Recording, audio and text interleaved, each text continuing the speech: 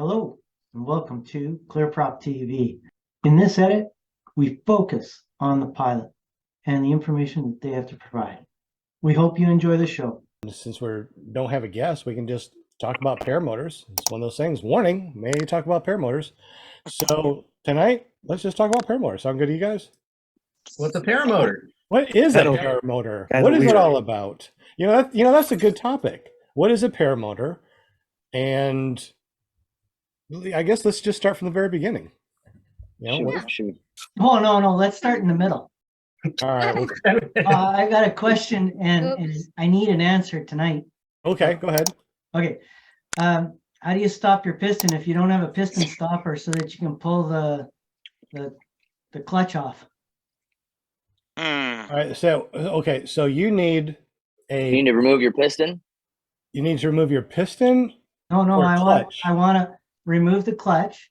Uh-huh. So you got to unscrew it, right? But you have to stop the piston so that it won't turn to unscrew the clutch. Yeah. How do you, I don't have a piston stopper and I don't want to take the head off because I just put it on, put all the copper paste and it's all beautiful and so no holes in the piston? All right. Yeah. You really need a the piston holes are stopper. out of the piston. I don't have a clutch motor. Mine's just constantly spins, so I couldn't. All right. So really, to make your life easy, just pull the spark plug out, put maybe 8-9 inches of rope down the cylinder, turn the motor until the rope actually compresses underneath the head. You'll do a really good job. It's relatively safe. We do it hundreds of times.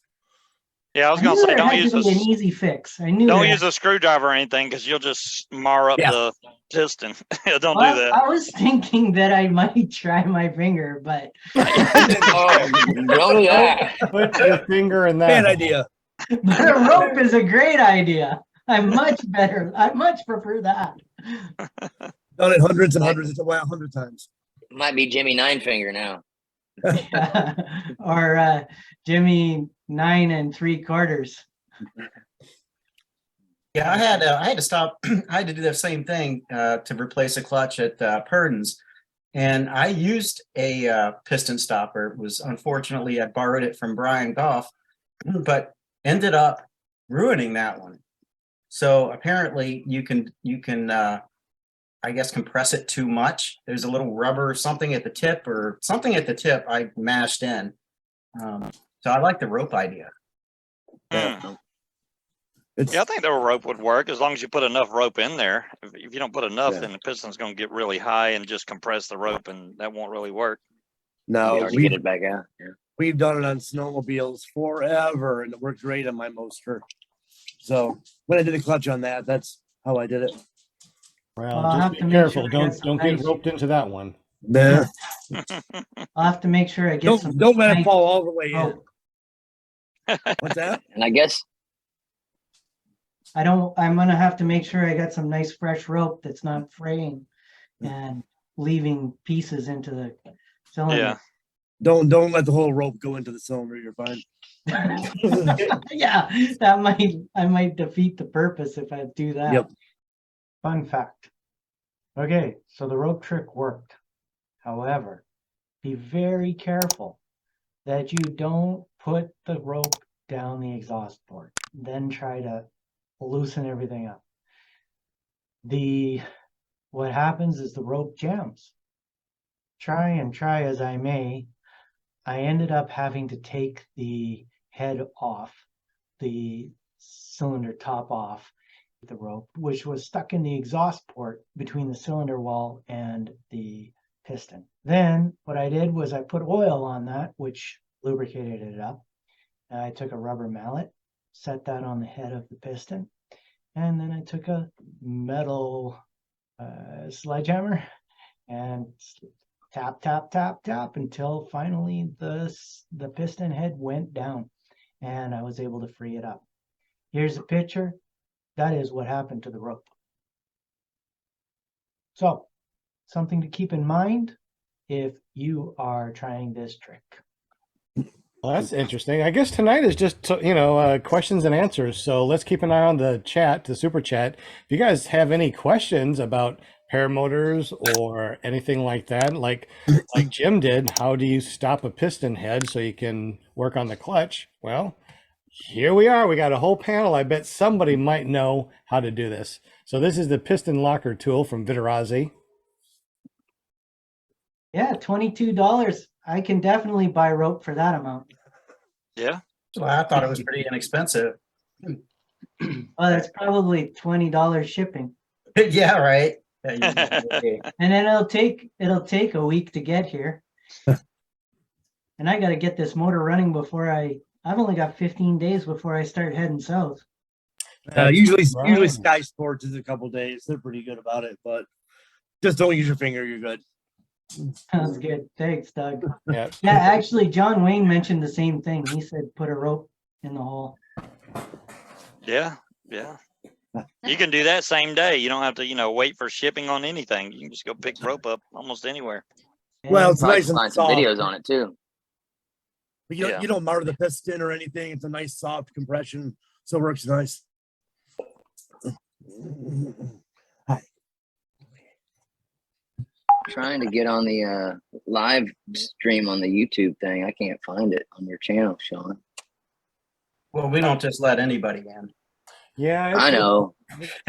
Just follow the link, Mike. If you subscribe to the yes, channel, Pat. you'd be able to find it.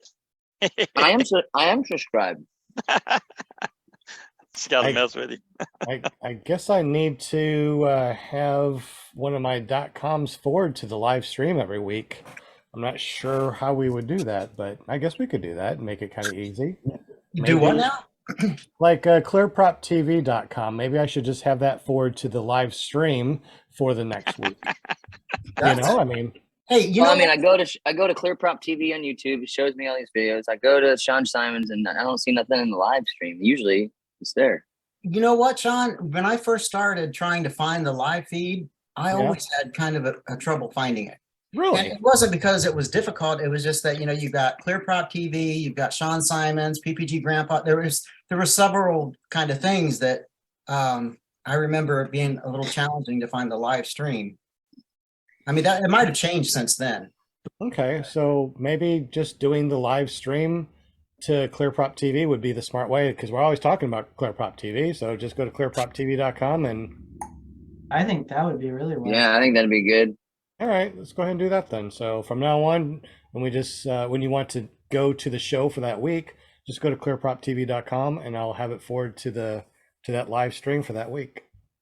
Yeah, Susan, don't take your hands off the wheel to type in chat. Just listen. You'll be fine. What happened? Yeah, She there said, you "Hey, I go. made it, but I Thank you can't chat while driving." Oh, gotcha. Yeah, don't do that. for- Oh, Definitely don't want to. no way. Too bad Siri or Alexa or whomever can't, Never do mind. texting. Never mind. My you-know-who, I told her to never mind. I've seen, you're not supposed to text and drive, but I've seen a lot of people texting and flying. Wouldn't that even be worse? Oh, in the, here in John, the state of Missouri. I wasn't interrupting you. I was telling, when you said that word, it made mine go off. So I was telling her to never mind. Gotcha. Ah, Yeah, okay. here in Missouri, you can legally text and drive as long as you're 21 years of age. Really? Wow. Really? No crap. It's a dumb law, but I mean, Illinois is 180 on that. So here's something for you real quick. I'm not that coordinated to text and drive anyway, Oh. so I don't have to worry about Yeah, that. you can get mad all you want at somebody here in Missouri for text and driving, but if they're over 21, they can legally do it. Some of the states now are saying no phone in the hand. I don't know Right. if That's what Georgia? we got. Georgia's that way Hands. too. Yeah. Yep. Yeah. Oh, yeah. Well, they all have all those gadgets now. They just Well, welcome to Missouri. People drive on their phones and they just do this. Well, Bill, Bill says he's texting while flying. I could kind of see texting while flying, but if you're texting and driving, you can rear end somebody because Right. you'll look down at your. But if you're in the air, usually there's nothing in front of you to run into. Right, and you can hold your phone Yeah. up like this when you're flying, and you Yeah. can see what's in Oh, front of you. Right. No, I would just, Yeah. I would drop my phone. That's why you get a because You tethered I'm up. flying- tether. I wouldn't be flying up there with my glasses on because I had big old, I'd have the goggle things on, whatever. and I wouldn't be able to see bleep anyway. So My first year flying, I didn't use the tether at all. it'd be like, oh hi, and that'd be the end. I've That's all I lost, hear. See on my text thing, and then then everybody would think like, you know, I died or something. Like, oh my God, we can't find her now. well, I've lost 3 phones in the air. I found 2 of them. Now I have a tether.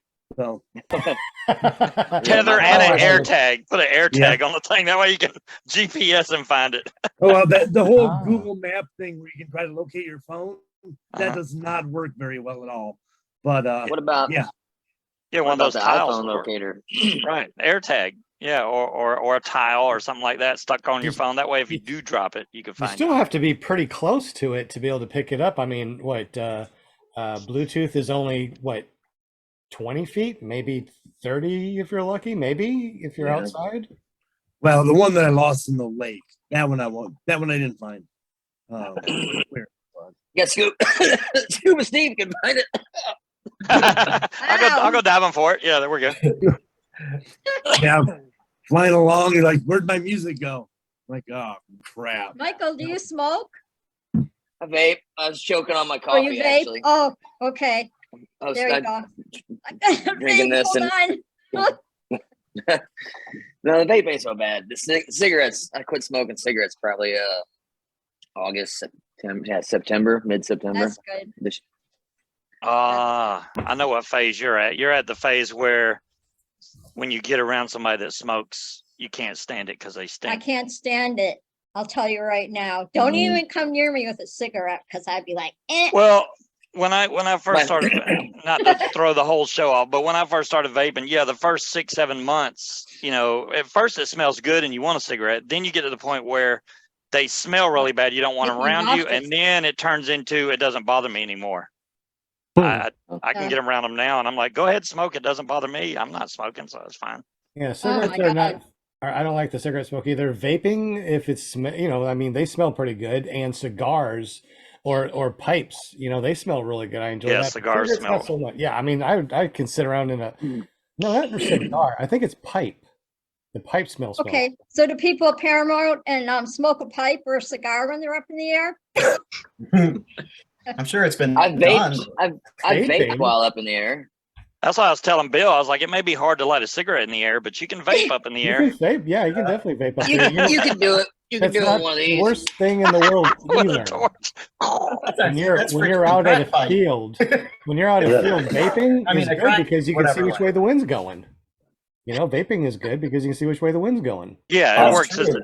While you're on the ground, it's a great wind indicator, but in the When air, you're in no. the air, it seems like it's always coming from right in front of you, no matter which way you turn. Yeah. Then I'll end up having to put a tether on my vape. Yes, that's next.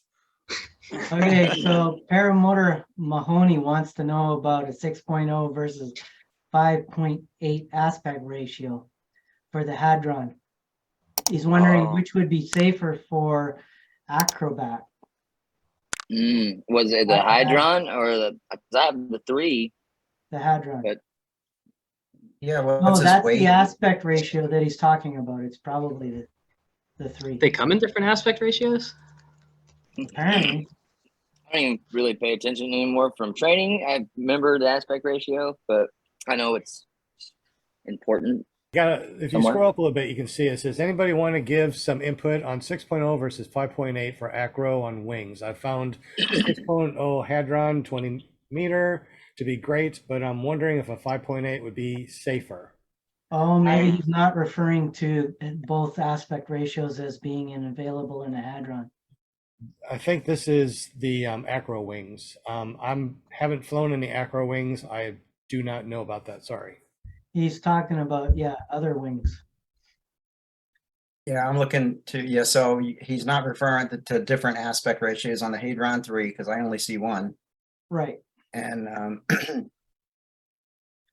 give me a sec, I'll look some things up here. Saying no, the Yeah. other wings. The other wings. Yeah, because generally a higher aspect ratio is going to be more efficient.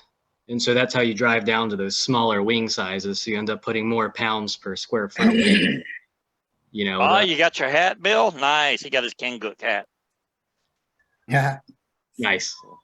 I like Sean's hat, Yeah, by the it's way. like, yeah, this just popped in the mail and I got one. So how cool is that? Nice. He didn't want me. He didn't want me to have a bad on anymore from Daniello. He didn't want me to have my other ones. What do I have? My ozone and my what other one I had? But he said this one's the one I should be wearing, so I'm wearing it. Yeah, it looks great on you.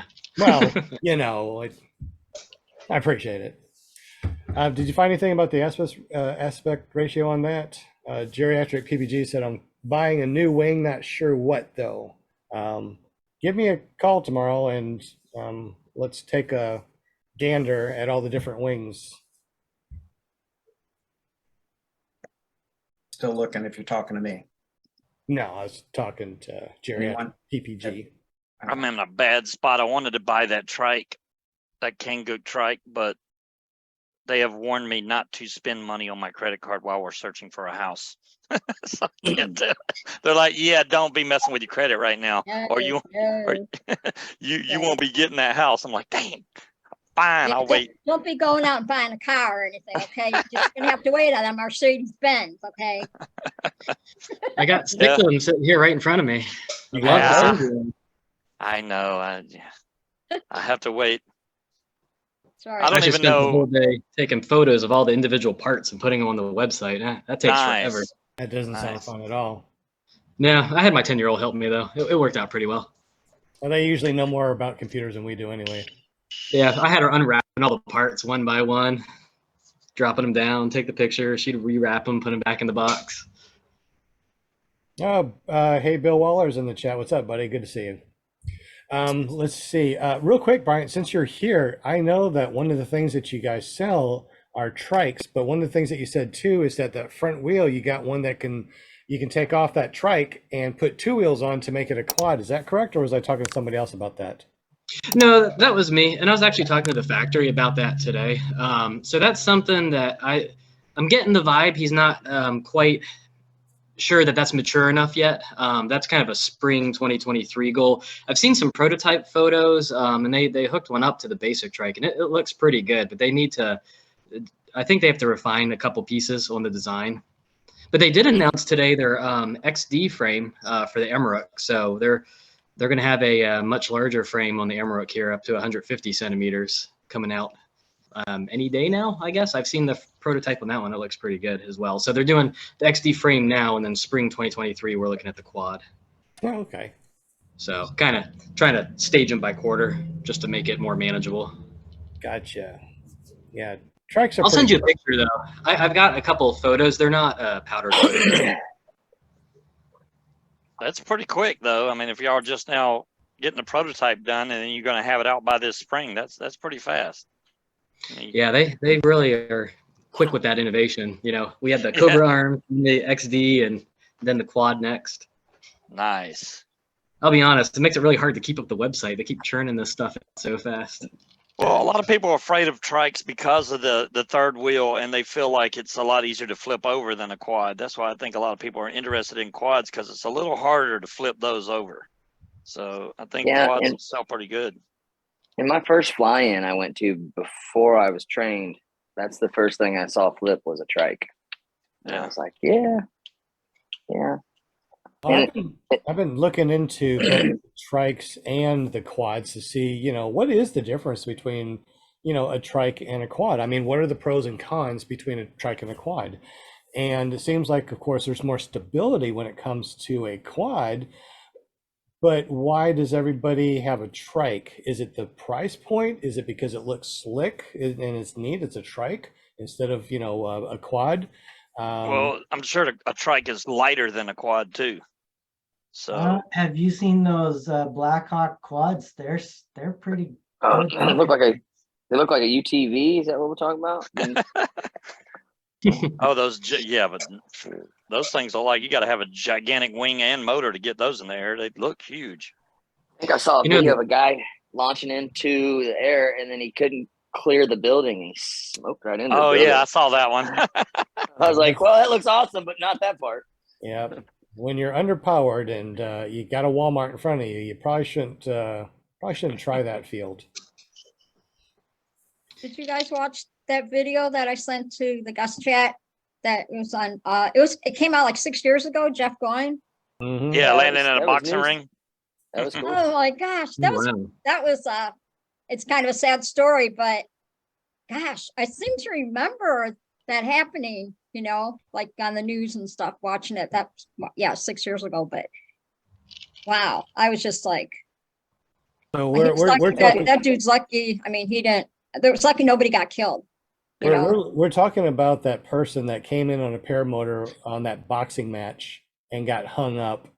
I guess he was trying to fly in and land in the boxing ring, but the lights caught him. So Jeff Goen 6 years ago decided to go, well, if he didn't get that paramotor caught up or that wing caught up, could he have done it? So Jeff Goen went out there and tried to land himself in a boxing ring, and that's the video that we're talking about. Has anybody seen that? I have not. I Yeah, started watching it, I but watched wasn't it. able to finish. It took him like 4 tries, but he got it done. He managed to do it. Yeah, I think the actual video happened in 1993. I think if you watch that whole thing, I think it said it was 1993. yeah. Did I he watched have the that's- lights up top as well, or did they remove those? No, Nothing no nothing lights. above it. Yeah, nothing above it. Oh, okay. Yeah, when I And saw they're- the picture and I saw the, I'm like, what the heck was he trying to do, for crying out loud? He was, Yeah, it was, exactly. he was destined to hit the lights. That was I'd say it's a big cojones on that guy. But I mean, maybe that's why everything is, you're not supposed to fly over persons, property, maybe. That's probably why there's all those rules and regulations now. I So think the trikes have come it seems like every year they keep advancing them, making them better and bigger and all that stuff. Because the first time that I saw a trike, I should say in person, and Doug knows when I went to Howland, Michigan, went to that fly-in, I saw your trike, Doug, and that was the first time that I actually saw a trike and paramotors and all that right there. And I was so fascinated, with the whole thing. And yeah, it was a lot of fun. So see, Doug, you're gonna have to, in May, you're gonna have to come out to Torch and fly. Well, I'll give you a tandem. I'll bring the Zenith out and give you a tandem. I'm hoping to make it. We'll see. Now, Yeah. do you want my experience with a quad versus a trike? absolutely. I've- I was just I've going to ask flown you. That's both. awesome. Yeah. Well, I had a chance to fly a Black Hawk quad maybe 2 or 3 times down in Indiana. The biggest difference is on landing, it's much easier to correct a trike than it is a quad if you're not landing dead straight. So when you come down on a trike, the back wheels, ideally, they touch, you center, the front wheel goes down. If you're off center a little bit, it's easy to correct it. If you have 2 wheels and you do that, it wants to come up on its edge. So at least the Black Hawk quad that I flew did. So it was that initial touchdown. You wanted to make sure it was dead, perfect straight before the wheels touched down, or it would tend to jerk around a little bit. And Doug, have you flown both, the trikes with the wheel pointing forward and the one that is kind of like a shopping cart where it kind of drags behind? No, my Zenith trike has a wheel directly straight down, no real bend to it. And then the retracted trike has no bend to it.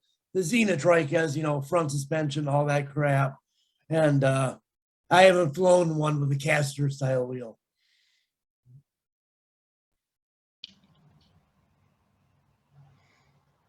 So who on the panel has flown a trike? I have. I love trikes. I think they're awesome. I haven't. Me neither. Who's got, does anybody have a picture of what the trike and a trike and a quad looks like? They're both trikes, but one is bigger. The quad is supposed to be bigger. Because I don't know if I've ever seen Quad is 4 wheels. The trike is 3 wheels. So when we say Oh. trike, we're talking about 2 back wheels and 1 front wheel. A Okay. quad will be 2 back wheels and 2 front wheels. Okay. So pretty much So the same thing. the quad would be more stable, right? But it would be less forgiving on landing, or Yeah, getting that wrong. that's a good way to put it.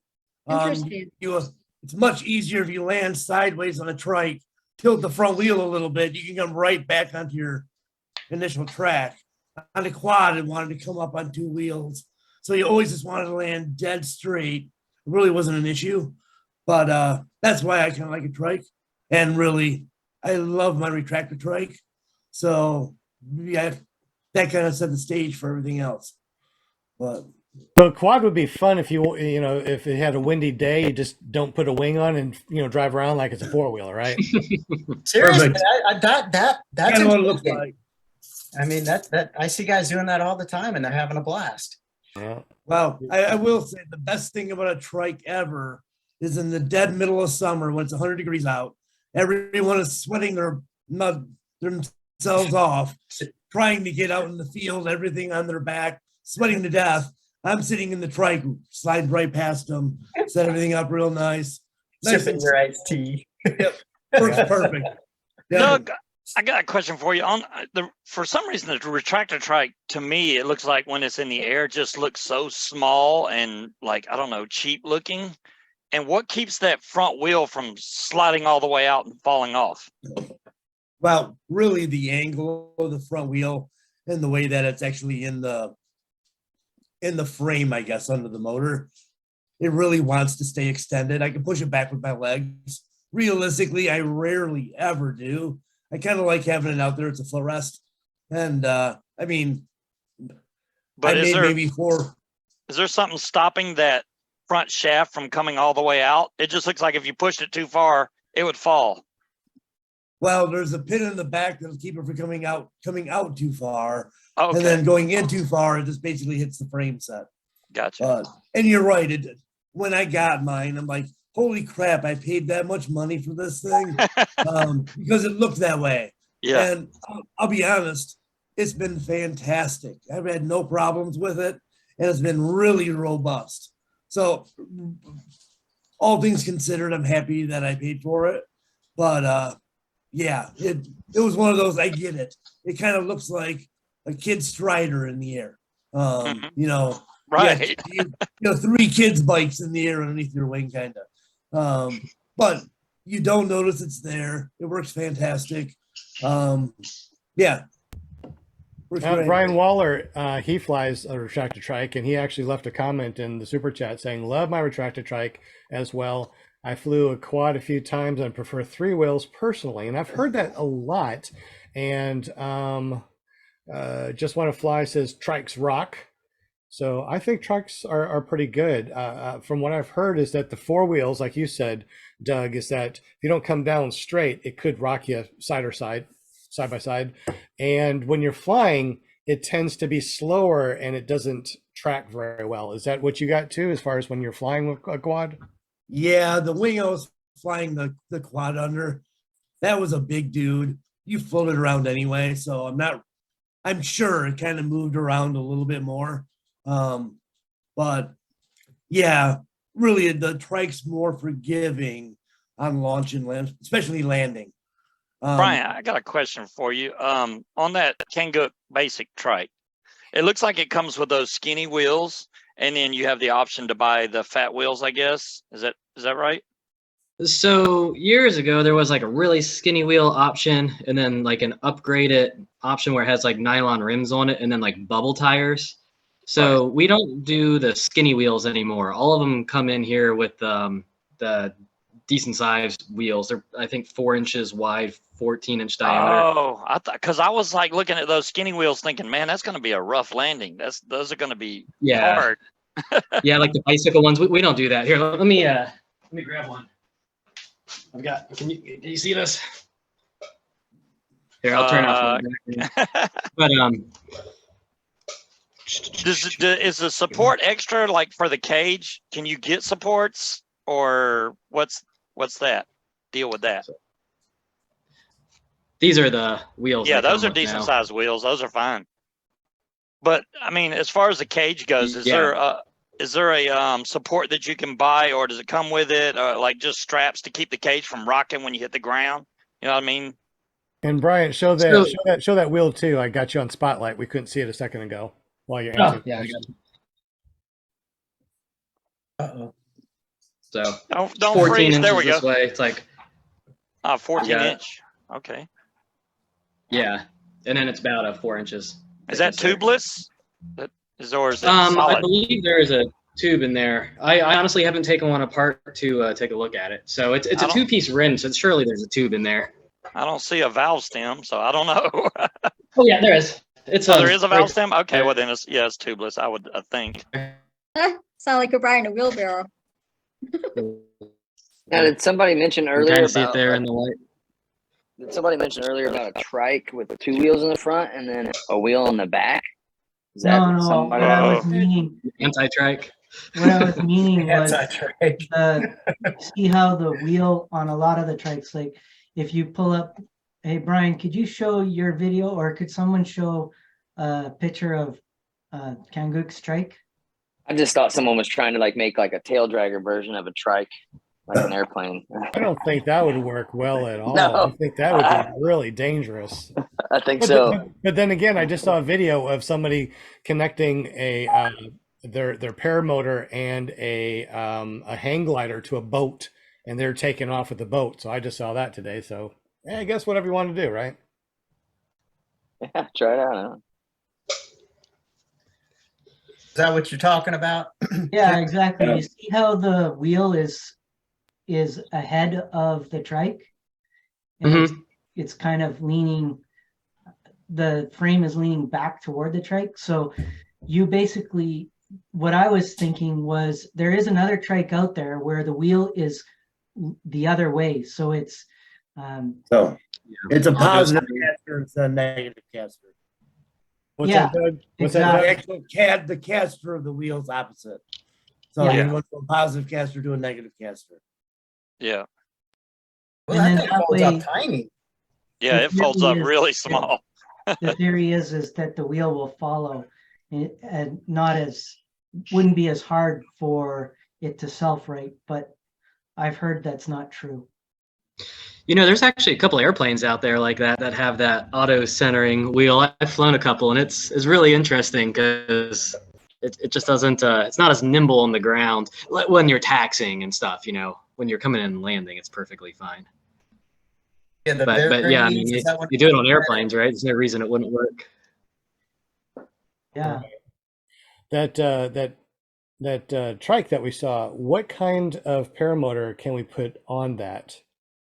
Pretty much anything that's got a flat base to it.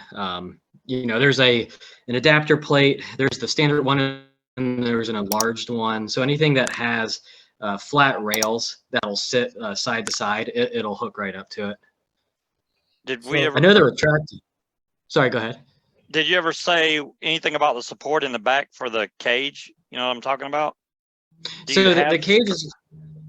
Do you have so straps for that, or poles, or something to keep the cage from flexing when you hit the ground? Like, say you come down to land and you hit the left wheel too hard, your cage is going to flex this way. So is there anything to keep it from flexing like that? Like just maybe some straps from the cage down to the axles?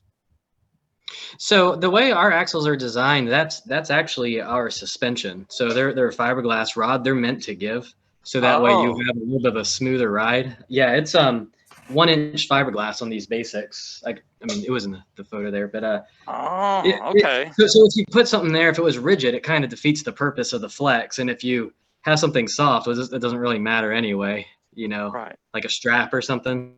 I see. So a lot of our guys that are in the Kangook product line are flying, the double hooped cages, and they don't really have too much flex. So they're pretty rigid on these trikes. We've been Okay. flying one at our school for this whole season, and we've been riding the same trike with a 132 centimeter classic cage. We've had not an issue at all.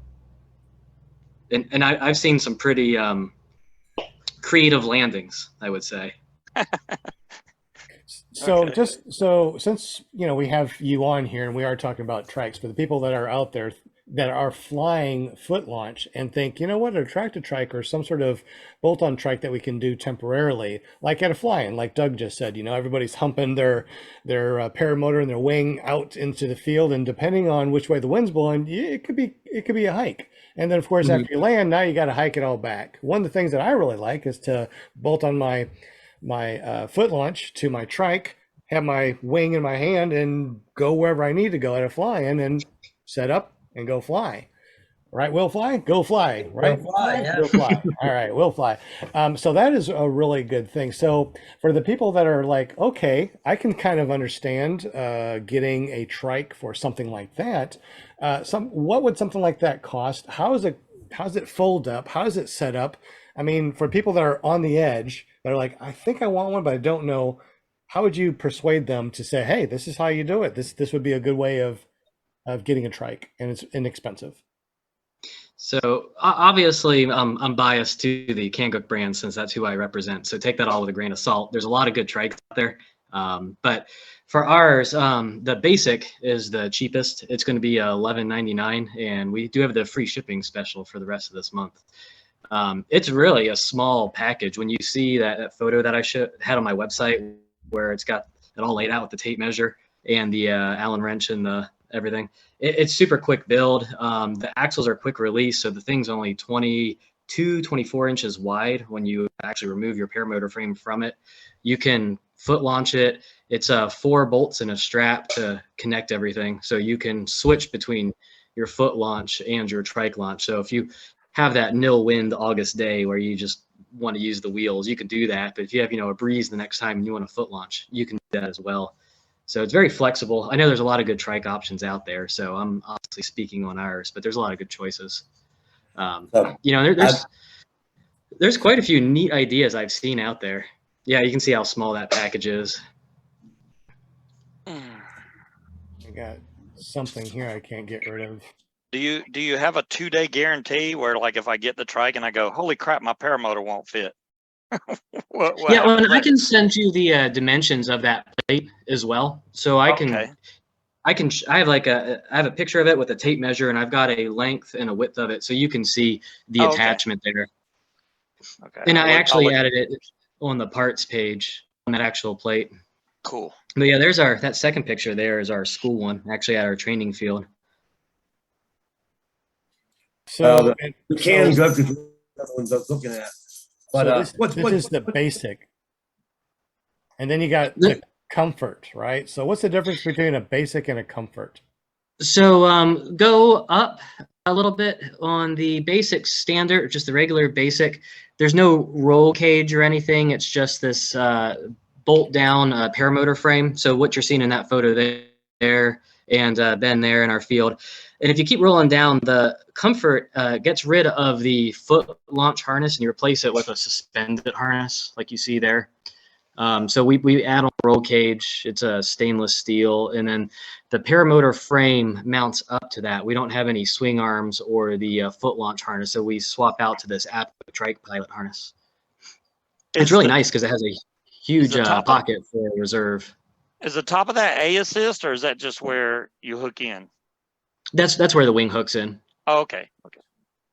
So we could still put our paramotor back there, or is it specific to a different paramotor? I mean, no, it's so you can put any paramotor back there, but you're not going to use your harness for your paramotor, your foot launch paramotor. It's a dedicated harness just to the trike, if that makes sense. That seems to be really nice and comfortable, especially with the roll cage and stuff too. Yeah, so, a little more comfort, a little more protection from the roll cage, but the price reflects that. Gotcha. Pretty interesting. Yeah, they have quite a few options. And then there's, of course, the KX1 trike, which kind of follows that same series, and then that can be expanded into a tandem version as well. So a lot of our guys local that fly trikes, they like to fly the tandem one with that front seat removed and all the provisions for the front seat removed. So it still meets the FAR 103 requirements, but they get the extra space of a tandem trike and they fly it solo. Interesting. Have you flown these trikes? I'm not really a big trike guy, and the reason is I fly an airplane and I have a Cessna 150, and when I push my left pedal, I go left. And a trike, if I push the left pedal, I go right. And I'm dedicating that brain power to the airplane right now. Understood. Totally So, understand. I mean, I've driven them around the field. It's a ton of fun. I've used them to put my gear out there. Absolutely. Yeah, I like that. I like that the one with the frame or with the roll bars. Just not sure how would so you would have to disconnect your harness and your swing arms and then put the motor on behind that then, correct? That is correct. Generally speaking, if you're going with the Comfort series, you're not going to be foot launching and trike launching. You're just trike launching. Oh my gosh. What is that thing? It looks like you're laying down when you're flying. Look at that. That's like a lazy boy. This is not your, It's crazy. this is That's not your cool. father's trike. That is laying down. You're gonna be looking in the sky. I couldn't find it for some reason, but anyways, James in the chat turned me onto this. But yeah, that's a mean looking trike. And so they call it the bush dog. Yeah, You could either fly or jump sand dunes with that it thing. looks like it. Now they have this also, the bush dog as a quad also. This is one of the things that my current student is looking into is a quad, a trike, or something. So, you know, looking at all the different things that are available, I want him to be able to go, oh, I want the, you know, this, the bush hog or a retractor trike or, you know, the opportunity to see what's what. Well, starting at what was it? $11.99. Oh, for the bush dog. $19,795. So $20,000 you can have yourself a nice trike. It's a 4-stroke. It's Wow. It's a complete paramotor, I'd say, huh? I believe it comes with the wing. Just get rid of your wife and buy one of those, right? I mean, Well, It did not. It should come with a wing at that price, in my opinion, Okay. but I guess it doesn't. I don't see it actually. Did that say motor can be purchased separately on the $19,000? I mean, it was down a little bit where you was just at. Go down a little bit. It did say Motor that. can be purchased separately. So that's just the trike without the motor. Are you kidding me? No, Yeah, that man. includes the Go! motor. really impress your friends with that one. I got to buy the motor next year because I can't afford pay 20 grand for this Oh, frame. no, that includes the motor. It can Oh. be purchased separately if you want to. Oh, okay. I was gonna say, man, that's Okay, crazy. so Steve, how many do you want, man? Yeah, he's supposed to be spending that money on his credit card. He doesn't need that house. Yeah. It's like just put a tent over that and there's your house and everybody's happy. Well, I mean that Kangook basic trike, $11.99. I have not found an add-on trike for that kind of price. Most of them are $2,200, $2,500. They're double that price. I think mean, the retractor trike retails at $1,600, I think. yeah. Mhm. Yeah. Besides those two trikes is the only ones I've seen reasonable that I would be considered to. The Foxy buy. trike is what goes with my paramotor, but it's got a small wheelbase and it's $2,500. So it's like, and it doesn't fold up as small as that one does. That one's like carry bag size. I know that's like I just put that underneath my my front seat as I'm driving or something. I like that. I'm kind of in the market for another light trike. What's the overall weight on the basic? 32 pounds. 32 pounds. So really, And that's with the bigger difference. wheels. And that's a tank of fuel. So That's yeah, true. that's 30 a big pounds is deal. a tank of fuel. Yep. I mean, 19,000 is only 7,000 less than my house was. So the Damn. Kangook trike, the basic is $11.99, but then once you step up to the comfort, the price jumps up considerably too, right? Yeah, and that price also includes the harness and everything, which is a major driver there. Okay. And roll bars. So it goes from, you know, just a stick Yeah. with wheels to a roll bar and a harness. And it seems like that'd definitely be the way to go. Yeah, if you don't plan the foot launch, going the comfort direction is pretty nice. They're comfy. So how long does it take to break it down or to set it up, roughly?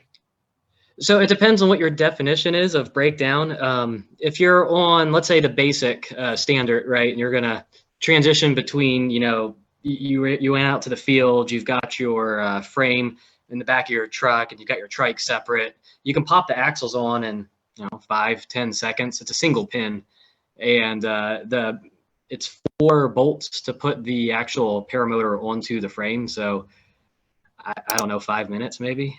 I got a question for you. So on that comfort trike, it comes with its own harness, right? So how does it strap you in? Is it just like one strap? Is it more like a backpack type strap?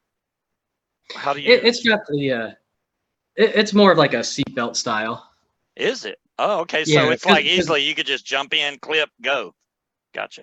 Yeah, there's photos of it on there. Are we talking about the comfort one here? Yeah. Yeah, what do you got? So you can see it's got like over the shoulder, straps, but you see how you're hanging from that rear support and then the roll cage. Yep. So you're just sitting in it and buckling up essentially. So you don't have like leg straps, and you don't have to do all that then. It does have a strap between your legs still. So if you were to get into that weird position, you're not just going to go falling out of it.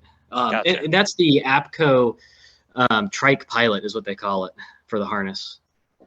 And there's actually adjustment in the very back of that that you can raise and lower the position of that. So you change your incline as you're sitting there. You can't see it from the photo. It's a bit difficult. So if you're like, depending on how tall you are, your head won't be bumping the bars. Is that what you're saying? You can lower that down? Yeah, you can raise and lower it. Okay. It looks like your head would be through the bars, wouldn't it? I mean, if this is your shoulder straps here, your head would be above, right? Yeah, that's what I would think. Yeah, the way that one's positioned. That one's put pretty high. The if you're going to carry a reserve bag, load it like that, you see at the bottom of the harness, you're going to want to ride it a little bit higher to give you a little bit of room. Yep. So Kangook is manufactured in Canada. Yep, Shawinigan. So how about parts and stuff like that? You guys have an easy time getting parts? Yeah, we haven't had a problem. And I've got quite a few spares on hand here in Kansas. So any frame parts you would need, strapping, the basics, we have it all here. I get it out in about 24 hours for you if you need anything. Cool. I can't do it. I'll be in so much trouble. You can't do it, or you don't want. I want to do it. I just can't do it now. I'm gonna pay $1 million. Okay, so when it's not free shipping, how much is shipping for that trike? I think I could do it for like $45. Damn. So this is Get your house first. Get your house first, and then you're. She heard me. She said no. I'll still be here. It's perfectly fine. So Well, this I'll be honest. You might get a call from me about the basic. I've already explained that I can't get it right now. It's fine. It's fine. Oh, So this is the tandem one. So you get the tandem one here, Oh, now you're talking. and you can take Yeah, off that's the the KX tandem one. part. And what's the difference as far as the frame? Is the frame a little bit different? I mean, I see a place right here for. Is that a? I don't know what that is. I can't really tell. That's to step on, isn't it? I don't know. Yeah, it's for so you've got the front one towards the wheels, and that's for the front, passenger or student. And then you've got the back ones where the instructor has the ability to go around the student pilot to steer. So that's the KX1 Solo Comfort. So you can see that the roll cage is shorter. There's just a little bit less room, Okay. less material. It keeps it lighter. Only one harness. The difference between the KX1 and the basic is that frame for the KX1 is fully welded. So you can see there's a diagonal tube running from the very back to the front, and that's welded in. So you're not going to be able to break that down as easily as the basic trike. I see. Definitely more sturdy and very interesting where your legs go, your feet go. Okay, so the instructors would be right here, and then the student would be up there, right? Or your passenger. Yeah, exactly. Okay, that's neat. Yeah, passenger, student, whoever you have. So you make it close enough for people with short legs like me that it can put their feet on those bars, the front bars or whatever, comfortably. As the saying goes, when you do a tandem. Oh yeah, and the beauty of it is I'm when talking you're like the passenger, suspended, yeah. Sitting in you the can front. move those harnesses wherever you want to. You can move them up, you can move them back, you can slide them all over. Oh, okay. I was looking like where I was looking at where you hang on, where the passenger hangs on. Tony's That's me, asking what kind of Because when I weight- went on my first tan, it was like the first thing I said. I sat down, I looked, and I'm like, "What do I hang on to? You know, do I get to hang on to something?" I thought you just, put your hands in front of you and go up in the air, and I had the, the bars, but yeah. Because people Tony wants to know what kind of weight know. the trike will That hold, was but me. I don't. I don't know if that frame has been weight tested. Were you talking about putting 2 600-pound people on the trike? I don't know. True. Huh? Yeah, I know. So the KX1s, the axles are thicker. They're 1.5 inches compared to the 1 inch on the basic. So it'll support more weight. But back in the day, they used to run tandems off the basic trike with no issue. Wow. You would use like a foot launch spreader bar, and you would tie the motor in and just kind of adapt a plate for the passenger to sit on, and that's wild. But So it's possible to use the basic as a tandem setup if you got the power. I'm not going to recommend that, but it has been done. All right, Doug, you were doing a bunch I'm of looking- tandems all summer. I just look at that tandem trike and I'm like, I could get another 4-wheeler. No Yeah. offense. Yeah, Doug was doing a bunch of tandems all summer. So I'm like, oh my God, I want to go over there. Yeah, I Yeah, got Lindy. 28 this summer. So That's pretty good. Nice. yeah. So if y'all want free shipping, you have to buy it before the end of January. I'm just telling y'all now. Just reminding you. Think you're telling your wife that, ain't you? No, I'm just. Well, now the really nice tandem trike you have there, the overall price of that, how does that compare to the Blackhawk at 19,000? I mean, it's probably. I would say we are competitive. I say at that price, you can't afford not to buy it. I mean, really. Yeah. Yeah. Man. That one we saw earlier for 19, that was the Blackhawk. Yeah. Okay. Yep. I would definitely go with the other one. Oh, you can splurge. You're young. I'd sell my house, Sell then your I could house and live get in the half tandem. a trike. Yep, get half a trike. That's awesome. Just another mortgage. John Wayne, he flies the Mac Fly trike. And John, you got the mini trike? Yeah, you got the mini trike, right? Mecha Fly. Yeah, can you zoom in on that trike? I sure can. I think I can click on the picture. Does that help? Okay. Yeah, it helps a little bit. It looks like the wheels are a lot smaller, and it looks like there's a spring on the front too, so it stays straight. See Curious, those- is those steel mags or plastic mags? Probably plastic. That breaks Yeah, down those- pretty nice. That folds up pretty small. It does. Not smaller than the Kangook, though. Oh, Kangook definitely smaller. Well, the tires are definitely wider than my retractor trike. Yeah. So interesting. I think John likes his. Pretty sure. John says, yeah, he has the mini trike. What are the other trikes that they have that you can bolt on? You were just there. I saw another one, I think. Oh, 1,700 pounds or euros? That's euros, yeah. So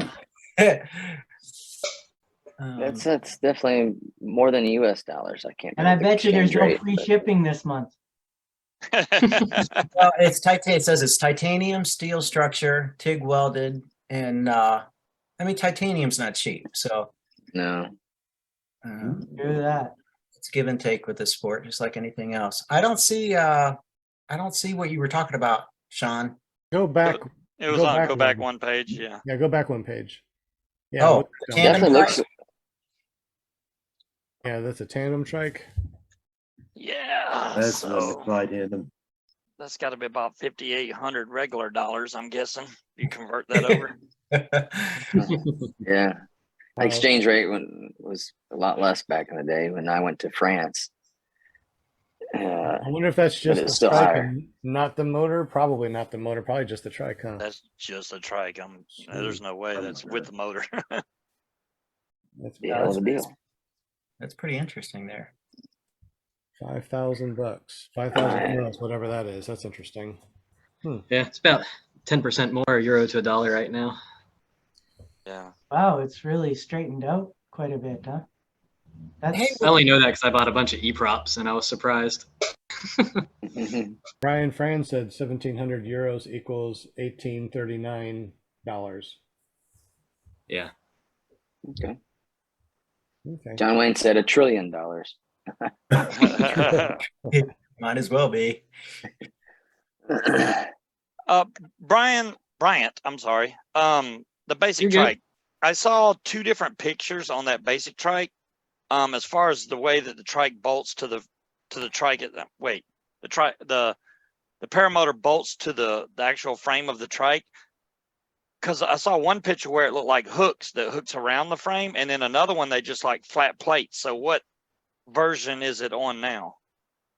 So it's they're like longer rails that bolt onto that plate. The hook style we use on the KX1s, but some people like to mix and match. Oh, They have a okay. very similar, as adapter style between the two different trikes. So you can plug and play as you like. I see. All this talk of trikes makes me want to spend money, but I'm gonna have to wait. It looks fun. I mean, to me, it just looks like it'll save a heck of a lot of hassle, man, carrying all that Yeah. stuff around and Yeah, foot launching. I definitely would consider it in the future, because right now I'm 37 years young, and I don't mind Well, pumping it on my back. if you're gonna fly a trike and you do a lot of foot launch, start with a really light trike. I mean, you're still weight shift. You don't notice it's there at all. If I fly the big trike, then you're flying a machine, and you're always kind of trying to balance everything out. You don't do that with a retracted trike or a light trike. It's just there. So you're flying as normal. You don't even notice it's there 90% of the time. Nice. Perfect. Yeah, I guess that little extra weight would make me go a little faster or a little slower. I would think. I don't know. I guess The faster. heavier you Faster. are, the You more go you faster. carve, it'd be a lot faster. Yeah. Yeah. Oh yeah, John, that's right. I saw his trike at Moonshiners. That is right. I mean, if I was on a trike, I just feel a lot better about coming to land with my motor on instead of off. That way I could like feather done the a throttle couple. to get it close to the ground, and then just boom, I'm on the Do you- ground. Do you, Oh, do you, yeah. It Flying is right nice on. to be able- have you nice not? to be able to land in any direction too. So you can land into the wind, cross the wind. It doesn't matter on a trike.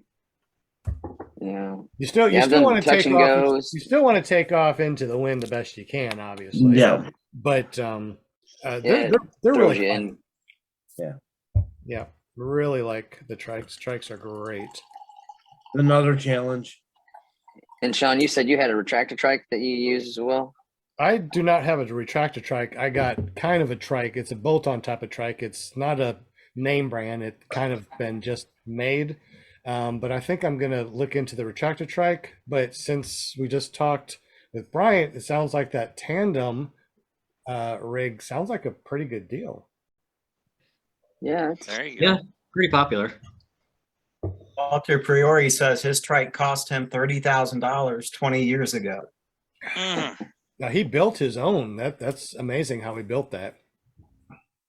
Yeah. See, I thought about building my own as well, but when I was welding for a trailer company, I got all my welding gear. I just don't have a welder no more. So that was the plan, but still maybe A lot of people I are had doing access it. to all kinds of steel. Todd Falstad, he's done it. Todd Scott, he's done it. A lot of people built their own trike. I mean, long as it's connected to your paramotor harness, I mean, you're just putting on wheels. It's like Mhm. I guess standing on a one wheel or something, or a You're- bicycle. You're right, John. Yeah. Kylo did just start building trikes. I asked him the other day because I thought he was just kind of dabbling in it, but he was like, "No, I've already built 5 of them and sold 3 already." I was like, "Oh, okay." I don't know what he sells them for, but he did start making trikes. I don't That's know what he's awesome. going to call them. That's got to be cool. I mean, that's got to be an advantage when you're also a flight school, you know. Yeah, he's got like a I built full another one. machine shop. He's got a lathe and everything in his shop, so he just sits there and makes stuff. Yeah, I really wanted to go to his little fly-in after Thanksgiving. I had the potential to go. I just was working the day after. Oh, so I he was couldn't sick. go. from what I understand, most of the time. I think on the Sunday he was able to fly, but all the rest of the days he was sick in bed. Oh so no, that's awful. Yeah, I didn't make it either. I didn't make Yeah, I any seen- Lions last year. Yeah, I've been catching rides with a buddy of mine, and as long as he's got an opening, I'm usually trying to like, oh yeah, take me, man. I'll definitely go. He's been nice enough to let me get the ride. I try to do what I can for fuel wise. I stole my wife's glass. That's I might have to go get me some of that after the show. Well, however you want to identify, we can't really say it's all on you. Someone in the chat asked who all's going to Moonshiners. I think it was Where's that? Motor Mahoney. Where's that one at? Not Moonshiners. I'm sorry. Bad Apples. I loved the Bad Apples when I went my first year. I will try my best. I will be That's going. all I can say is I will try my best. What are the dates? Anybody know offhand? I think it's It's- May. it's like May 18th or something, because the flying I'm going to starts May 17th through the 21st, and Bad Apples is like the same time. So it's either one or the other, but Spring Wings in my state, so I got to go to that one. Yeah. A lot Yeah, and closer. I only got to spend 2 days, 2.5 days at Bad Apples because of work and travel time. But if I can go again, I would love to stay for the whole week.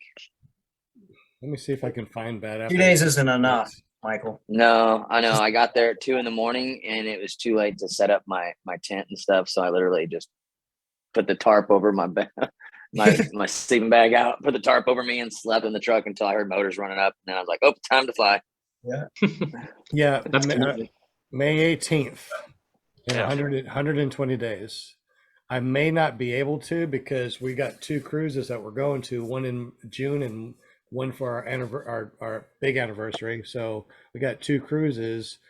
So I don't know if I'll be able to go on May and then a cruise on Wow. June and then another cruise to Two Alaska. cruises. Look at you. You know what I need to do is to tell you what days that we're going to be gone. I don't need you to book guests on the days that I'm going to be on a cruise because I don't think that would really work very well. You don't want to pay for cruise internet, I'll tell you right now. But I do. Remember last do? time? Yeah, remember last time I was on a cruise? That's true. I did come on and say hello. So I don't Too know. bad there wasn't a little runway on the cruise ship. They give you like Wouldn't 15-minute that be blocks. amazing? Would that Instead be of landing in a amazing? boxing ring, land on the cruise ship. Can you imagine being out there and then all of a sudden have a motor out and you land in the ocean? Yeah, just have, 500 miles from any shore, and you're like, I'm glad I have Yeah. floats. you gotta have floats, but you got like all these people on this cruise. They got rescue guys that come get you. Oh Yeah, man, just like in the movies, you know. I do not want to be landing in the ocean. No, sorry, Bob. But that would be neat. That would be neat. I haven't been on a cruise ship with roller coasters, but there are cruise ships with roller coasters that go along the side and stuff. That would be Oh, neat. no. It's Boy. crazy. You'd have to have that Dramamine, like a whole bottle. I'm gonna do that. It's bad enough, I think, when you're on a Nah. cruise and I then you jump on a roller Don't get coaster. sick. I don't get sick. I mean, roller coasters, everything I do, I don't get motion sickness at all. Do you guys get motion sickness from anything? Do you guys get, does flying paramotors or trikes scare you or get you that motion sickness or? Well, I didn't, when I went on my first tandem, never bothered me at all. And I have vertigo. So it's like, it was really weird. I got up in the air, it was like, Well, because you went vertical. ah, So I had 7 hours in an airplane in GA, and I was in the military. I was have flown and big stuff. I was on the USS Enterprise, and I got seasick on that sucker one day. We had big waves in it. All you So have when to I do is started tell them to flying- beam you off of it. That's all. I mean, it's Yeah. Enterprise. But yeah, I had the 7 hours. I ended up having motion sickness, but it wasn't until I started training paramotors did like the motion sickness went away. I started doing paramotor training within 7 hours of GA training, and after paramotor training, I didn't get sick anymore flying the airplane, and I haven't got sick since. So I think it was just my Yeah. body getting used to it. I think I've been on 4 Planet cruises. Shane in the super chat said, "I get motion sick and air sick easily." Yeah, I've been That'll on get like better. 4 cruises, and only one of them was really bad, where the whole ship was like leaning back and forth and stuff was sliding across the tables. That'd be cool. Never had. It was, oh yeah, it was big time storming or something, because I was like, man, everything's sliding. But I think the weirdest feeling, like if you go on a cruise for quite a few days, when you get back and get off the boat, it still feels feel like, it. yeah, Yep. you're like, whoa. It's still That's still so. sometimes when I get done paramotoring, it still kind of feels like I'm floating, flying in there. So the one thing that was recommended to me when I was getting sick, because when you get sick in airplanes and GA training, you basically, hey, we got to go back and land. I'm not going to put the name brand on there, but this was I don't know if you see it, but basically it's a wristband that you put on, you crank up. It's like a little tingling sensation in your wrist. Oh, wow. That was my backup in case I started getting sick before I did paramotor. So it was just a little wristband. You charge it and you crank it up, and then somehow it works. Has anybody ever got the weird feeling? Like, I think it was my second flight when I landed. I had like goosebumps, and all the hair was standing up on my arms. Is that like Really? normal? Yeah. I've never had that. That's Never had it.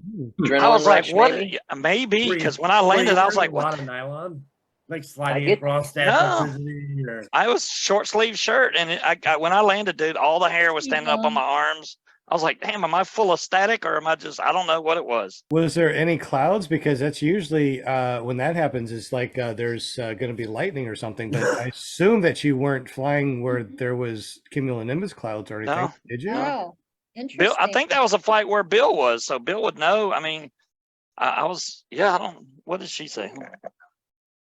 Could be.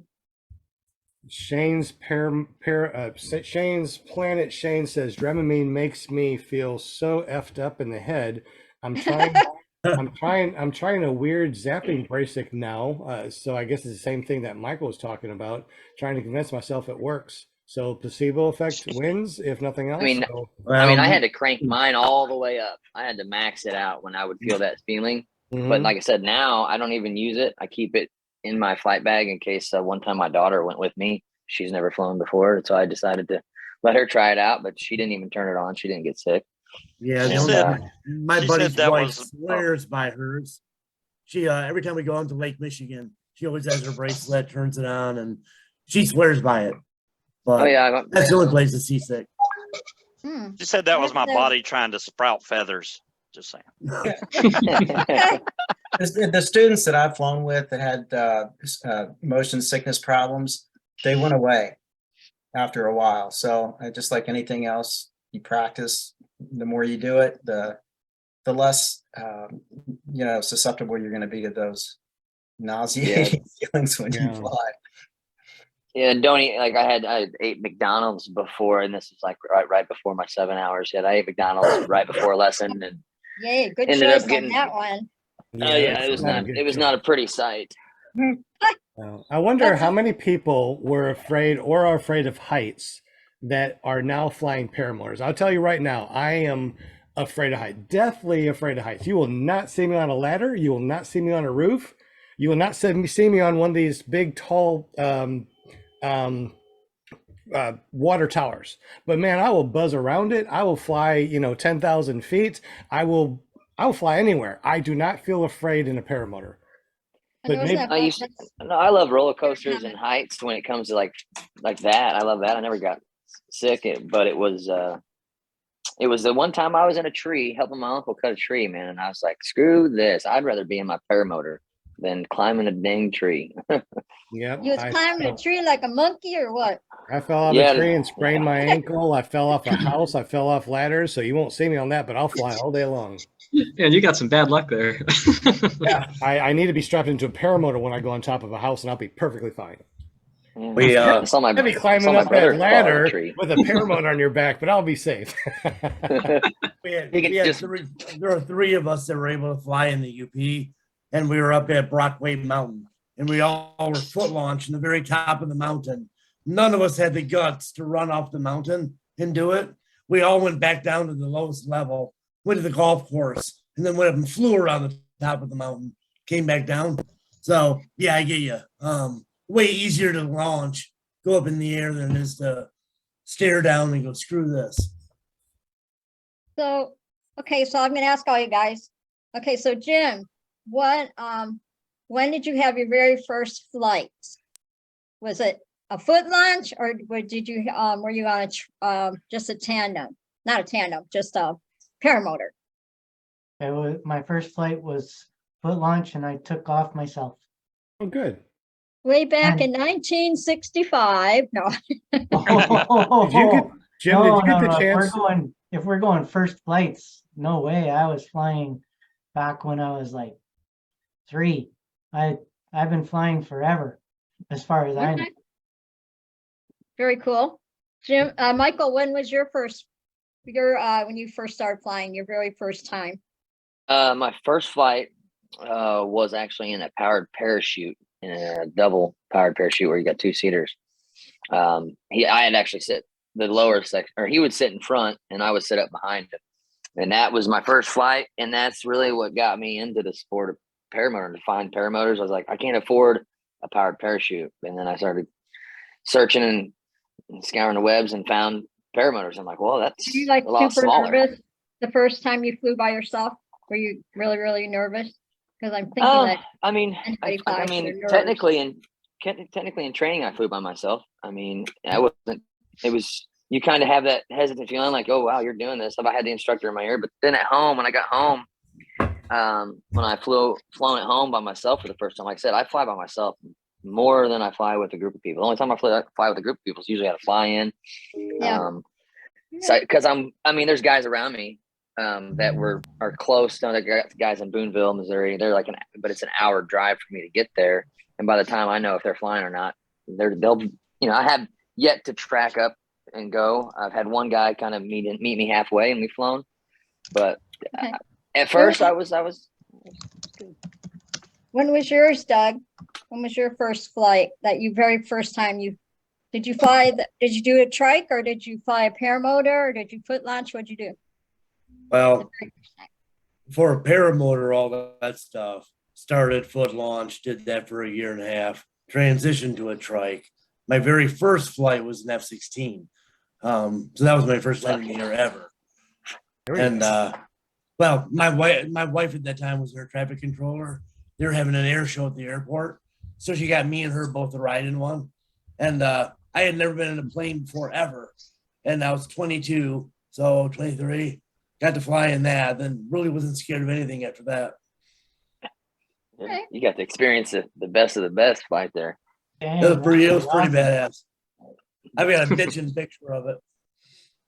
That's cool. That's cool. I'm glad I just want to say real quick, Doug, I'm glad you're in the chat with us tonight in the Zoomy here and everything, because it's been a while. Doug was one of Wow. our guests, like what, 4 years ago?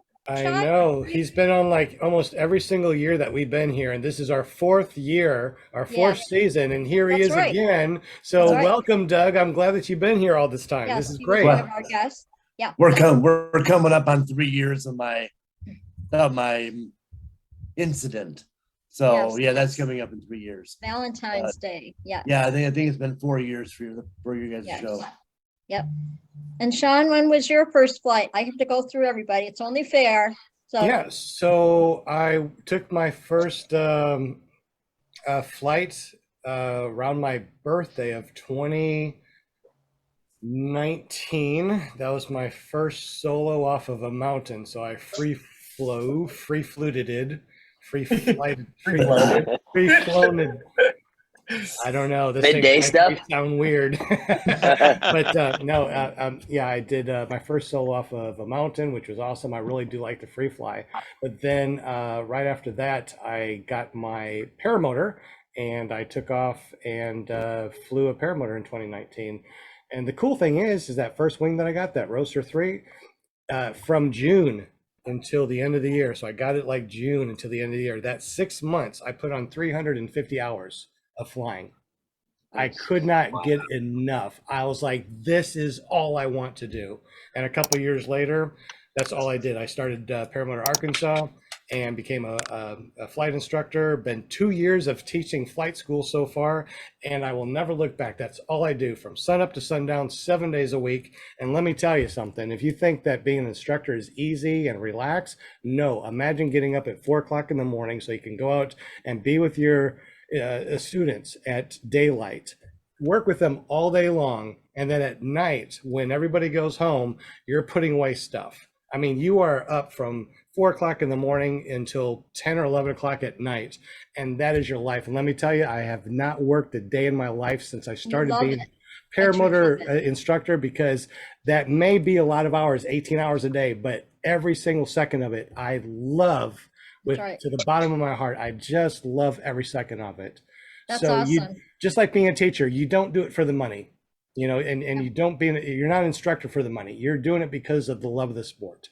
Yeah, and you want your students, you want your students to feel the same way, how you feel, get them excited. So that's cool. So moving on to scuba, your very first flight. Well, I mean, I guess, I don't know.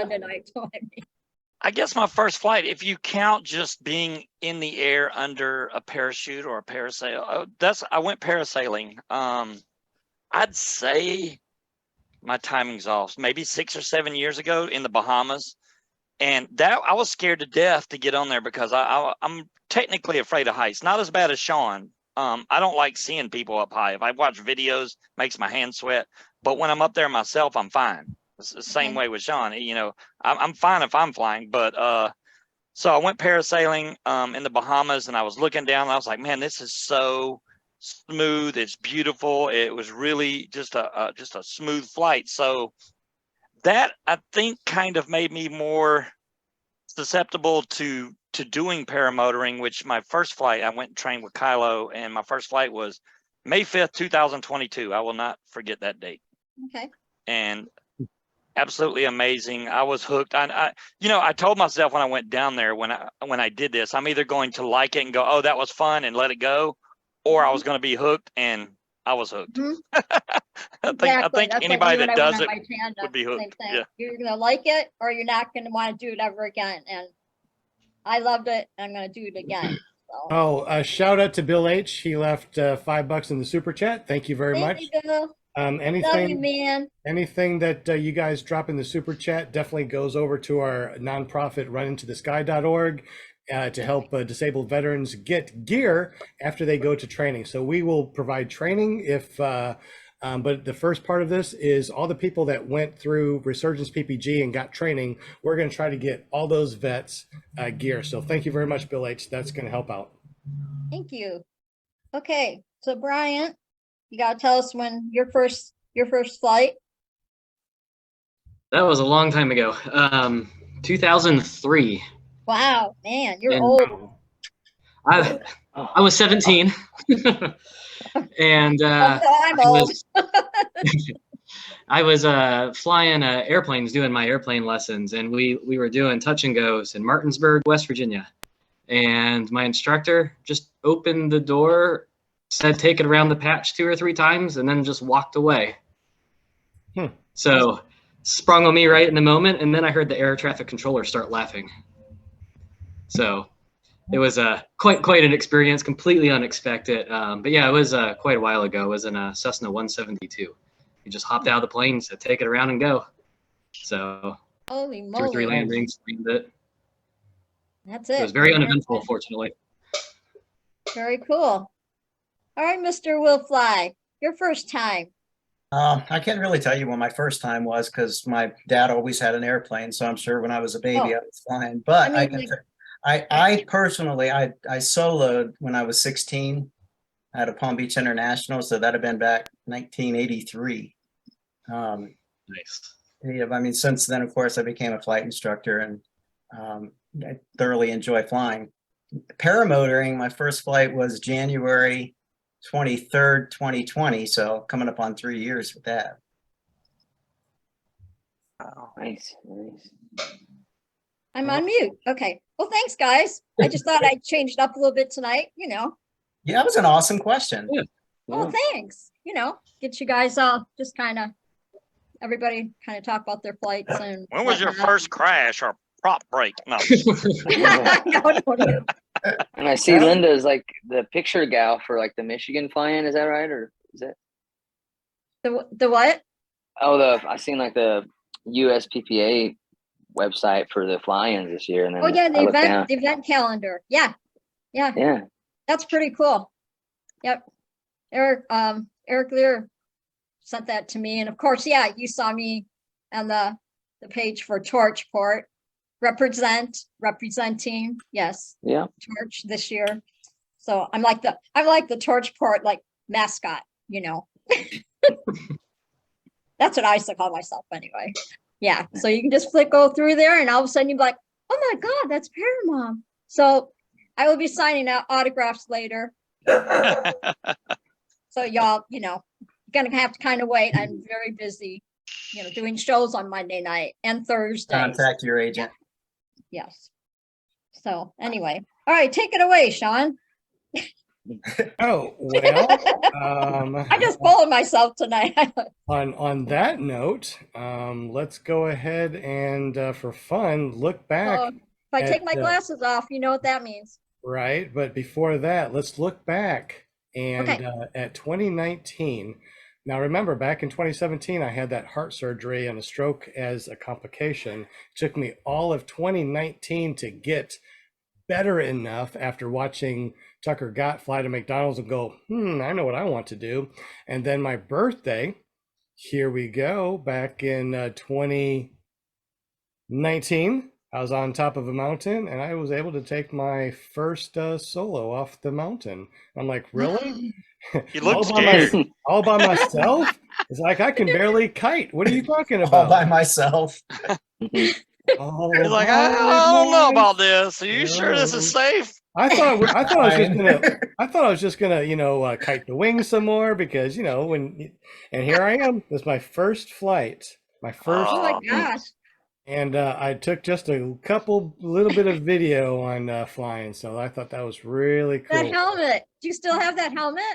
That's my bike helmet. I thought you still have it. That's my bike helmet. But So wait, that was free flight, right? yes. Mm-hmm. You look I still have pretty it. darn calm. Yeah, you look comfy. It was really, really, really fun. I really enjoyed it. And It looked like it. Have you done much since? well, believe it or not, I'm not much of a go on top of a mountain and wait. I'm not a para-weights type of guy, which is the reason why I got into paramotoring.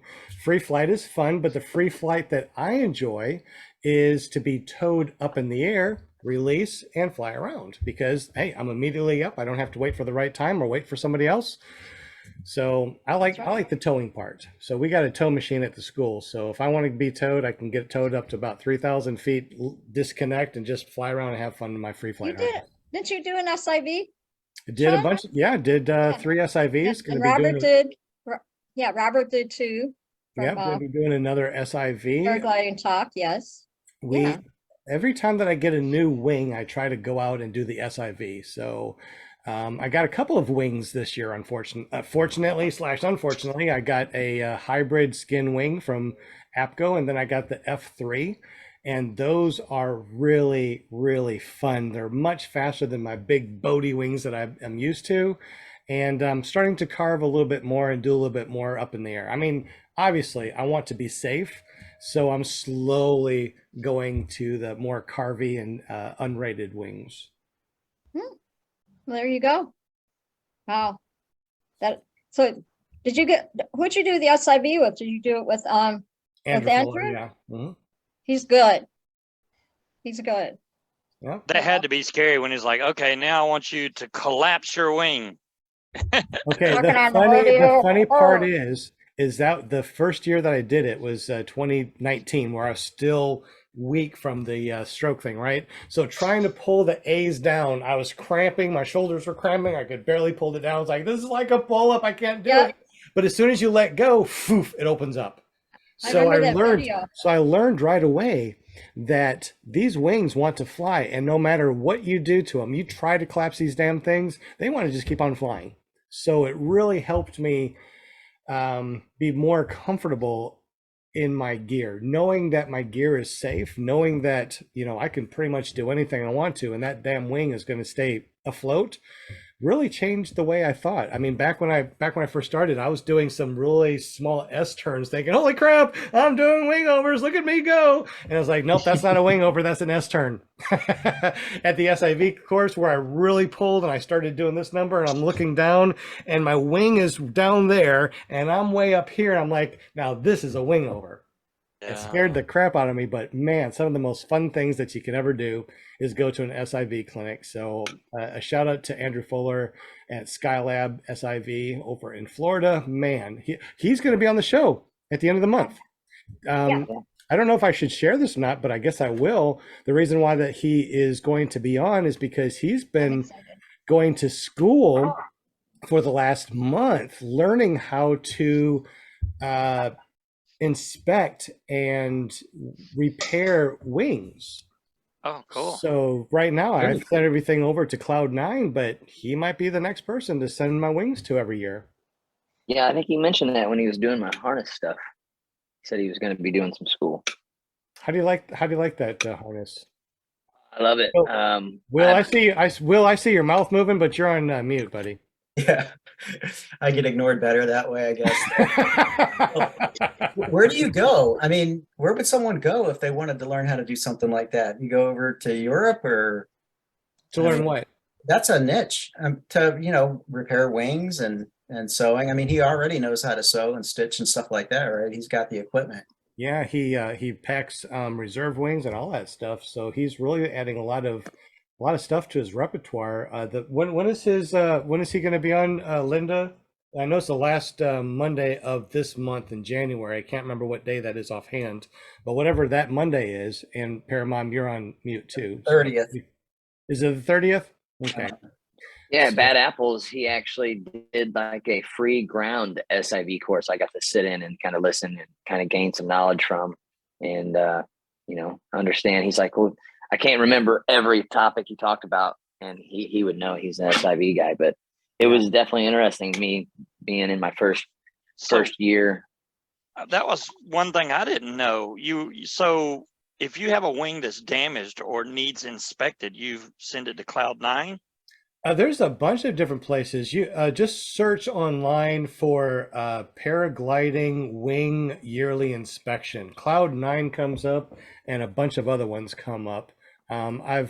I don't know why, but I started off with Cloud9, and they always send coupons back every time that I send a wing in for discounts for my next wing. So they kind of kept me, you know, going to them. So I gotcha. Yeah. I just Yeah, didn't know somebody was on the field. We had when I went to Bad Apples this year, some guy was flying like a 5 or 6 year old wing doing, I think it was a free ride doing aerobatics, and the A-line snapped on him. And so he had to throw his reserve. That was something I witnessed too. It was crazy. Bad Apples? He ended up at Bad Apples, yes. And then he ended up, he certainly, you know, he got hung up in a tree with his reserve. They went and grabbed him, brought him back. He had a little bit of tears in his wing, and his A-line was gone.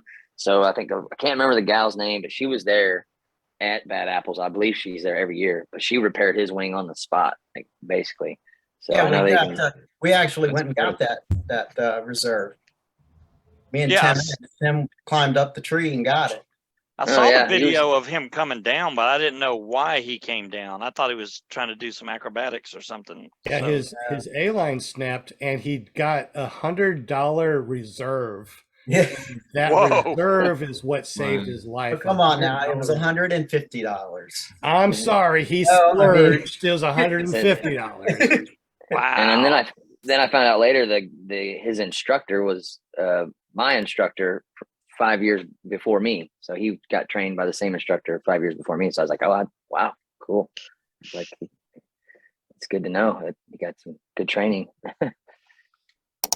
I didn't know you were that. I think you said you was at Bad Apple as well, but I didn't know you like I know you now. Yeah, no, the day after, it was the day after everyone left, and went out searching for it. Yeah. Have fun. Okay, Yeah, ready Hanging for out at Bad thumbnail? Apples after everyone leaves, kind of a neat experience. Yeah, I was there when the planes were flying, did that low pass. I wish I had my camera for that one. Did a low pass, buzzed the field. I think that's Sunday afternoon is when I I left. Gear that? maintenance issues let you try your reserve. The only time I threw a reserve is when I was at the SIV clinic, just to feel what it felt like. I landed in water. The guy was in a boat, so I landed, and it was amazing. It was an experience. And if you want to feel what it feels like to throw a reserve, go to an SIV clinic. Tell your instructor, I want to throw a reserve to feel what it feels like, and you will be able to. And it is unlike anything you've ever experienced. You have that video on YouTube or no? Do I have that video? And who are you talking to? Ah! man? Hey, let's do a screenshot real quick. All right. Yes. Doug just walked off though. Oh, Doug. I'm back. I'm back. Are you ready? Yeah. 1, 2, 3. We got it. All right. Doug, I got a weird question for you. Why do you keep your paramotor in the house? Oh, I keep mine in the house. Doesn't Well- everybody keep their paramotor in the house? What are you talking about? Mine's in my question. bedroom. I carried the computer Really? over in the other room. I've got 2 Mine's a mountain corner bikes, another paramotor, a bunch of props. I live alone. Okay, well, I was just, I got mine in the garage, but I mean, does it not give any gas smell or anything in the house? Because Well, I really like the Sky. I love my SkyMax. However, the tank bag is kind of weird. I'm kind of torn on it. I've had to replace it once or twice. However, there's no vent, so oh, the tank doesn't smell. You know, it's sealed up with the cap. It gets smaller as the fuel gets used up. It doesn't have a vent line. okay, cool. So yeah, really no smell. Yeah, like after a flight, you can kind of smell the exhaust a little bit in my house. But I mean, who doesn't love the smell of two-stroke, man? No, if I Everybody started loves in the the house, smell. then it kind of smells like two-stroke, but I wish Yeah, I I could mean, keep but- it in the house. That's a lot of money to keep out in the garage. It's like I almost want to keep it in here next to the bed. You know, just Oh yeah, Hey, I keep mine in a corner of the living room, but I live alone. Real quick, guys. We don't have the spinning wheel of winning things, but we are going to do something special. Okay, if you go to paramotorarkansas.com, actually you can go to paramotorcalendar.com. It'll take you right to the calendars. If you use the code ClearPropTV10, it's $10 off. If you tonight order a calendar, I will throw in a free calendar. So they're normally $25. We'll knock $10 off. They're $15. I'll give you another one for free, and that is our spinning wheel of winning things. So anybody right now that wants to get a free calendar, just order one, $10 off. I'll throw in another one for free. And for the next 4 people, these are Valentine gift cards, okay? They're run from anything between $25 and $100. I don't know which ones are in here, but the next 4 people that order on Paramotor Arkansas and get that calendar, that free calendar, I'll put this in there. On Valentine's Day, open it up. And like I said, you're gonna get a minimum of $25 up to $100 on this gift card. So now's the time to get you a Paramotor calendar. You can't beat the price. Very nice. Oh, and if you don't care if I mention, like I ended up getting a .com. What? Tell us about this Yeah. .com you're talking about, sir. Well, I got 2 of them. I got the ppgmichael.com, and that goes to my Facebook page. And then I decided to do the Semperfly ppg.com to go to my YouTube page, where I'm trying to currently keep up with videos frequently. And not much. It's a baby YouTube channel, but I got some new camera equipment, so I'm hoping to make some better content and make it more interesting. How many I got- people here have their own .com that forwards to one of their one of their social medias? I do. Just got one. The reason why is because, you know, you go to youtube.com and then your YouTube channel is a string of numbers and letters. You know, it's hard to find it. So if you get a .com like over at GoDaddy, like for me, I got ppggrandpa.com, I have it forwarded over to something, you know, like for example, if you want to know where my YouTube videos are, go to iflyparamotors.com. It'll take you to my channel that has all of my videos on it. You don't need to know my channel name. You don't need to search YouTube. It makes it pretty easy. to do such a thing. For example, go to willflyppg.com. It goes to Will Fly's channel. You don't have to search for him or anything. If you want to find out where Linda Anderson is, right, you go to paramomusa.com. It forwards over to her Facebook page, and that way right away you can say, hey, I want to be on PPG Grandpa's Paramotor podcast. Scuba Steve, where do you go to your social media? Paramotordude.com. Amazing. That's awesome. How about Jim? Jim, I mean, how do we get up with you and your YouTube channel? CarePPG.com. CarePPG.com. And of course, CarePP.com is his printing thing. His printing company, not his thing, you know? Well, that's his thing. That is his thing. How about you, Bryant? How do we get up with your YouTube channel? So you go to kangookamerica.com and then you just click the little YouTube button. Well, there you go. So Kangook America. So it's really, if you want to share your experience, get yourself a .com, and they're really inexpensive. Your very first one is what, $2.99, Michael? Yeah. Is that what it is? Yeah. $2.99 for an entire year for that .com. It's awesome. So that's the reason why we get the .coms. It makes it really super easy. Matter of fact, I got a .com that I need to give away. Who needs a .com? I have a .com. What is my .com that I want to give away? Does anybody know offhand? Let me look on my YouTube, on my GoDaddy account real quick.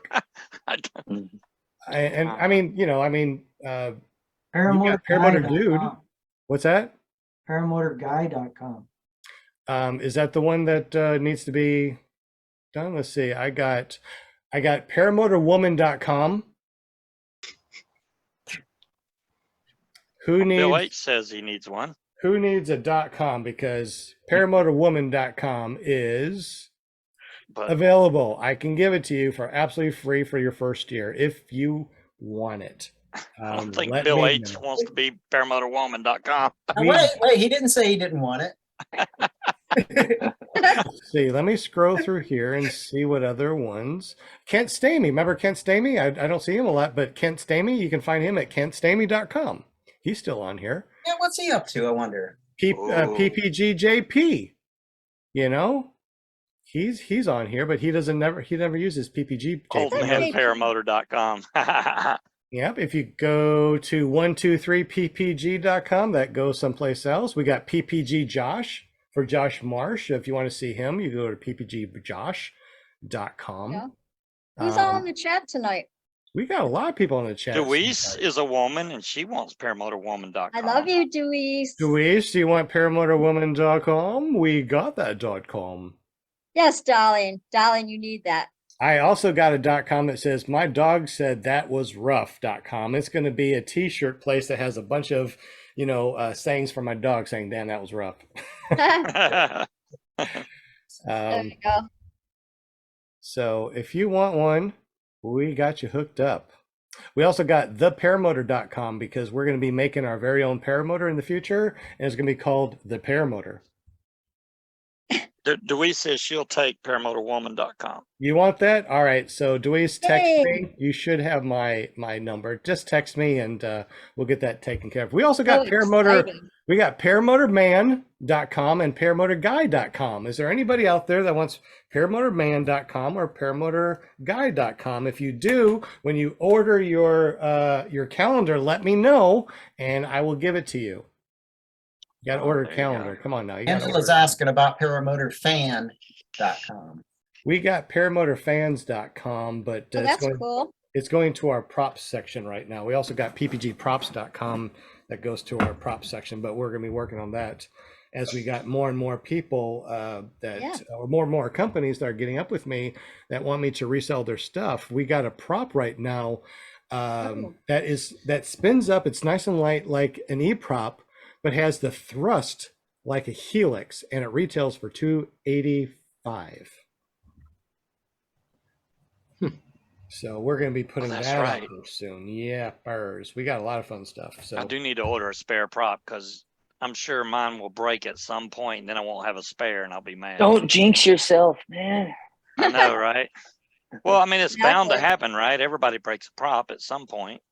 I'm hoping mine. I'm still haven't done it yet, man. You'll end up like me with 4 props sitting around just never using them. If I didn't have that double hoop cage when I turtled, it would have probably snapped my prop, but I fell back and it just landed on the cage. So it can't hit the prop unless I squat down and physically try to bury it in the ground. That would get it probably. A shout out to my Uncle Mike sending us a really awesome gift basket with lots of different alcohols. Love you, Uncle Mike, and thank you. I thought you were going to drink that right out of the bottle. I'm taking. Okay, Sean, go Sean. Yeah. This is for my wife. I got to drink out of this. Walter Prory asked a question in the chat. Yes. Said, Mr. Kangook, do you have a dealer here in Australia? Let me see what they have out there. And if not, we can figure something out. Yeah, shipping's only $3,000. I know, right? You only have to mortgage your house one time to ship something to him. Yeah, Australia, man, that's oof. Yeah. Can't get much further away. No, I mean, you got to ship into the future. He's tomorrow, you know? That's right. I mean, That's right. how do you judge that? It's like, I'm going to ship this. I need it for, I need to give it to you tomorrow, which is now. Hey, every time the that Trikes Walter... will be 5,000, but the shipping is going to be the 19,000. There you go. Walter, I'm always glad that you're there because I know tomorrow will come because you're already there. I love it. So, Walter, glad you're here, buddy. And Walter says, paramotors for everybody from the Aussie land. Paramotor for you, paramotor for you, paramotor for everybody. I love it. I wish I could do that. Wouldn't that be awesome? Paramotor Oprah. We need to get hold of Oprah. Yep. Still do the show. There you go. Walter, send me a message, Walter. There you go. So, do you think that America@gmail.com. do you think that we need to do a raffle or something for like a paramotor or a wing or something big like that in the future? What do you think? Well, I mean, obviously the cheaper choice would be the wing, I would think, over the paramotor, and it depends on I guess if you had a choice of certain wings, yeah, I mean a raffle would be great. They do them all the time. Who would like to do a raffle, and what wing should we raffle off? Every time I say raffle, I think of the Big Bang Theory where they go waffle. I heard there's a waffle. So what do you think? Should we do a raffle and maybe give away a wing or something? What do you think? So the raffle is where you buy tickets? Yes. Yeah, everybody buys a ticket, maybe $1 a ticket. And then, once we reach a certain amount, then we raffle off a wing or maybe a throttle. You know, they got the off-grid throttles. Those are really nice. Everybody wants those. Hunter strobes. Strobes are great too. So, I mean, there's a lot of things that we can raffle off if that's something that you guys want to do. I'm looking in the super chat. Tell me what you guys think. I think the throttle, you could probably do $1 a ticket. The wing, you probably going to have to do like $10 a ticket. And then, however many tickets, because if you do $1 a ticket for the wing, it's going to take a while to try and get enough money to justify the raffle, unless you're getting it dirt cheap. I don't know. Well, the thing is, though, if you spend $20, you got 20 chances of winning. So, I mean, that's true. It's still fun to do dollar raffles. Hey, not to change subject, on the off-grid throttle, I have one. I put one on. Now, I noticed when I tried to do cruise. Now, I don't know. Maybe I have some things that are too tight on the cable system. But when I was in cruise the other day, when I flown, and I would rattle my wrist or do something, it would kind of go, is that too tight? I mean, have you had that issue? It's set up so once you're in cruise control, if you tap the throttle, it'll turn off the cruise control. Is that what you're talking about? No, because I had the thing locked in and I had it set to where I liked it, where it was keeping me pretty much at the same altitude. It's simple, Michael. You have the cable too tight right at the carb. It has to have a little bit of slack that when you move the cable, it doesn't pull. Because if you can shake your cable and you see that move, it's going to do exactly what you're saying. So just back it off just a hair, that when you move the cable, it doesn't move, and it'll fix it. Simple. And make sure it's routed straight into that fitting. That'll take away the ability for it to rock. Mine did the same thing. You moved your arm around, it would accelerate. So I had to straighten the line out, get it nice and straight into the ferrule, and then it worked great. Yeah. Okay. Bill H. I'll have to try that out. Bill H Yeah. said, check the legalities first on the raffle. If I'm going to be giving away something and it's mine, I buy it, and I want to do a raffle, it's legal, right? I Oh, don't know. Facebook is kind of picky about it. They usually call them waffles on Facebook, but YouTube, they kind of mad about giveaways sometimes, but a raffle, I don't know. I don't think it'd be that much of an issue, really. Well, it's kind of like a lottery, so you Yeah. might have some legal implications in the States. I know you're not allowed to do it in Canada unless you get permission.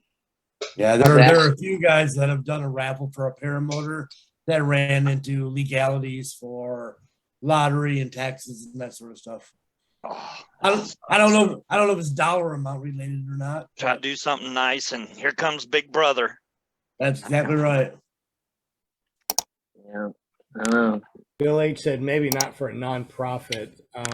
No, I wasn't talking about the nonprofit. I was talking about ClearPropTV Paramotor Podcast. I was just talking about, let me buy something. Let's do a raffle, and then of course any proceeds I can shovel over to a nonprofit. If it's my gear, my show, my raffle, and I can do whatever I want to with the prizes, give it to you, and the proceeds give it to a nonprofit. I mean, I can't see legalities, but thank you, Bill H. I will look into that, because I don't want to get into any legal issues when it comes to giving away stuff for free, right? Now, if memory serves, the problem the guy had with the paramotor was he sold enough tickets to cover the cost of the paramotor plus a bunch. So he basically took his money for the paramotor. What was left over, he gave to charity. By law, he donated the motor, and he had to give everything to taxes or charity or whatever. So you want to be careful. If you give something away, you can't have people give you money to win it and then pay yourself back for the product. No, this would be a complete gift. I would buy it myself. I would own it. I would do a raffle. I would give the paramotor away to the winner. I would take the proceeds and give it to charity. So I think you're legal there, but again, check to make sure. They had a few guys really get busted for it. I don't want to get busted. So if anybody knows the legalities for raffling stuff out, send me an email at ppggrandpa@gmail.com and let me know if there's anything that you know that I need to know, because the worst thing is not knowing what I don't know to know.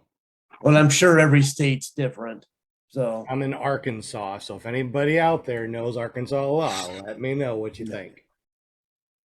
Okay, I get what Shane's saying about the throttle thing. So, Michael, was you already on the throttle when it was doing that high-low thing? No, I had it set to cruise control. I had it locked in at cruise, and then when I would reach back up to grab the brakes, I shook my wrist a little bit, and I heard it go Okay. Yeah, that may not be the slack then at the car, because if you're at pure idle and you do that, then yeah, it's the slack. But that way, yeah, it's just basically it's pulling on the cable just enough to cause that little bit of fluctuation. So I don't know how you can fix that. I have an off-grid. And when it's locked in, it's locked in. It doesn't change anything in the carburetor. So yeah, that's what I got now is an off-grid, and it does that when I just noticed it because I haven't used cruise control yet. In my last flight, I was like, let me try the cruise out because I've had 3 flights with it. Do you have a standoff on your throttle cable where it comes over your cage? Do you have a standoff, or is it like zip tied right up against the cage, which would definitely pull on it some? I'm trying to think of what you're talking about. A standoff is just like, okay, so standoff is like standoff. It's like the little piece of tube. There you go. Yeah, tie, right? Exactly. Yep. If you got that, then I don't know what's going to get it. Yeah, I do have a standoff on that. Okay. I don't know why it's pulling on the cable then. Maybe, I mean, I was thinking your first answer or your first option that you're saying was right. It could be just too tight because I probably should have left a little more slack in the cable, but I didn't think you should have too much slack. I left enough excess to keep it to where I could have some slack. Hey, Michael. Well, but if you're on Michael, cruise Michael, control, there you go. I was going to say, turn it sideways. Good, you got it. Sorry. if you're sorry. on cruise control, it's going to be tension no matter what. Right. So That's on mine, when I did that, mine, the cable moving around was enough to move a little bit right at the ferrule of the carb. So I put the cable dead straight to the carb, and then a lot of that went away. So if you have a little fitting on your frame or that kind of thing to really make sure it's guided straight, it should work fine. But if it's got a bend to it at all coming off the carb, then it tends to fluctuate a little bit. Yeah. Yeah. How is your carburetor? Is it straight from your throttle, or is there a bend to it? Because I know, what is it? Gravity. That's why I grabbed the phone Gravity and made has it all. Gravity. It's has a bend. I was gonna go to the Paramotor and see for myself and maybe show you, but I don't know if I can do that with my lighting in this house. It sucks. I have to put my headlamp on and get some light on it. That's all right. Because I know Gravity Paramotor has a little bend to it before it gets to the carb. And I had to actually, because the carb I had, it was Evo, or the carb, not the carb, the throttle I had was Evo throttle on it. I actually had to drill the little, I guess you could say, the flange that runs the carb, it runs the cable through to the carb, that kind of like holds the cable up out of the way of everything. I had to drill that hole bigger to run that cable. Was a little bit bigger than the Evo. James Planet said it's not slack, it's the cable length. Yeah, he Cable says, length. mine's off grid. My old cable did the same thing. It's just the nature of bending cables. Even when actuating by hand, you will notice increase as the angle of bend changes. I mean, it looks pretty straight. There is a slight bend, but let's see here. I mean, I don't unless know you if can I give can- more, unless you can give some more slack near where the carb is, so that the cable goes more straight into the carb, then that might help. I If it's mean, only See, a little bit, I mean, I don't think that would be let me that see big if a I deal. can If it If it's a fluctuates a little switch lot. around here. There's the see, I have to get the light on it. There's, you can even see it. Whoa. There's the cable. I don't know if you can even see it. Oh, there we go. yeah, there it is. It's like right here where the light's at. No, you're pretty darn straight. Yeah, that's So- pretty close. But I mean, if you have a yeah, I long got the excess there. bend, it's gonna change the length of the tube. Length of the tube, you said? Well, if you have, I mean, the cable housing's a tube. If you bend it really far, you are changing the overall length of it. So it's really long. That would attribute to it also. But mine was just moving around there at the ferrule. Yours wouldn't do that. Yours is nice and Yeah, I straight. mean, it's noticeable, but it's not that bad. Like, it doesn't come up to a high rev. It doesn't, you can just hear the sound change, the pitch Yeah, change. if I took mine and put it in my lap, the RPMs would slow down enough to where I couldn't do steady state cruise. So I'd have to go a little bit faster and then put it in my lap. It would slow down and kind of figured it out for a while. And so what would be, I guess, the solution would it be to give it more slack, or would it be? Start there. If that doesn't work. Well, the shorter the cable, the less that effect will be. I mean, you'll have less surface area to physically bend. So the shorter the cable, the less, the overall less movement you can have. But a really rigid cable would make it a lot better, but you don't want that for flying. Yeah, and I thought maybe it was maybe as I had the clamp that goes on that holds like the little netting that goes around the cable, Tony- that little stuff. I thought it was Tony, too I tight. think Kangook has the option to buy a foot throttle for a trike. Yep, I've got one in stock. There you go, Tony. So if you want a foot throttle to hook to your paramotor, boom, use your feet. Yeah, it's like a powered parachute, ain't it? No, they have Well, they my power buddy parachutes use their steers feet with to steer. Yeah. steer, yeah. Eventually, you're going to sync a Bluetooth control to your motor and you'll have no cable. There you go. Until it dies, until you Yeah, great for the Yeah. That battery. would drop be, that, that would be or you drop terrible. the throttle, you lose the throttle, and it loses the 30 feet, and you lose signal. Or you fly next to a cell tower. I do have, and I've been printing all week long, Ooh, Got Wow, bunch you did a of lot. things here, and I got a lot of different types of cams that I've been printing out. I do owe a couple people some chase cams, so I would like to know if there's anybody out there that would like a chase cam. I will send it out. Actually, I'll send out probably 2 different versions to try. Obviously, I got Michael. You got 2 of them that I'm going to send you. There's Oh, somebody wow. else that I'm going to be You, sending you or sending out there. Is there anybody else out there that would like to try Thank a chase cam that doesn't have one?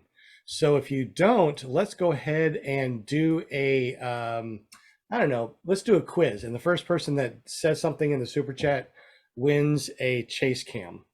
there you go, Travis DuPont. There you go. It's no spinning wheel, but we're doing a quiz. Yeah, Travis. I was like, yeah. Will said something.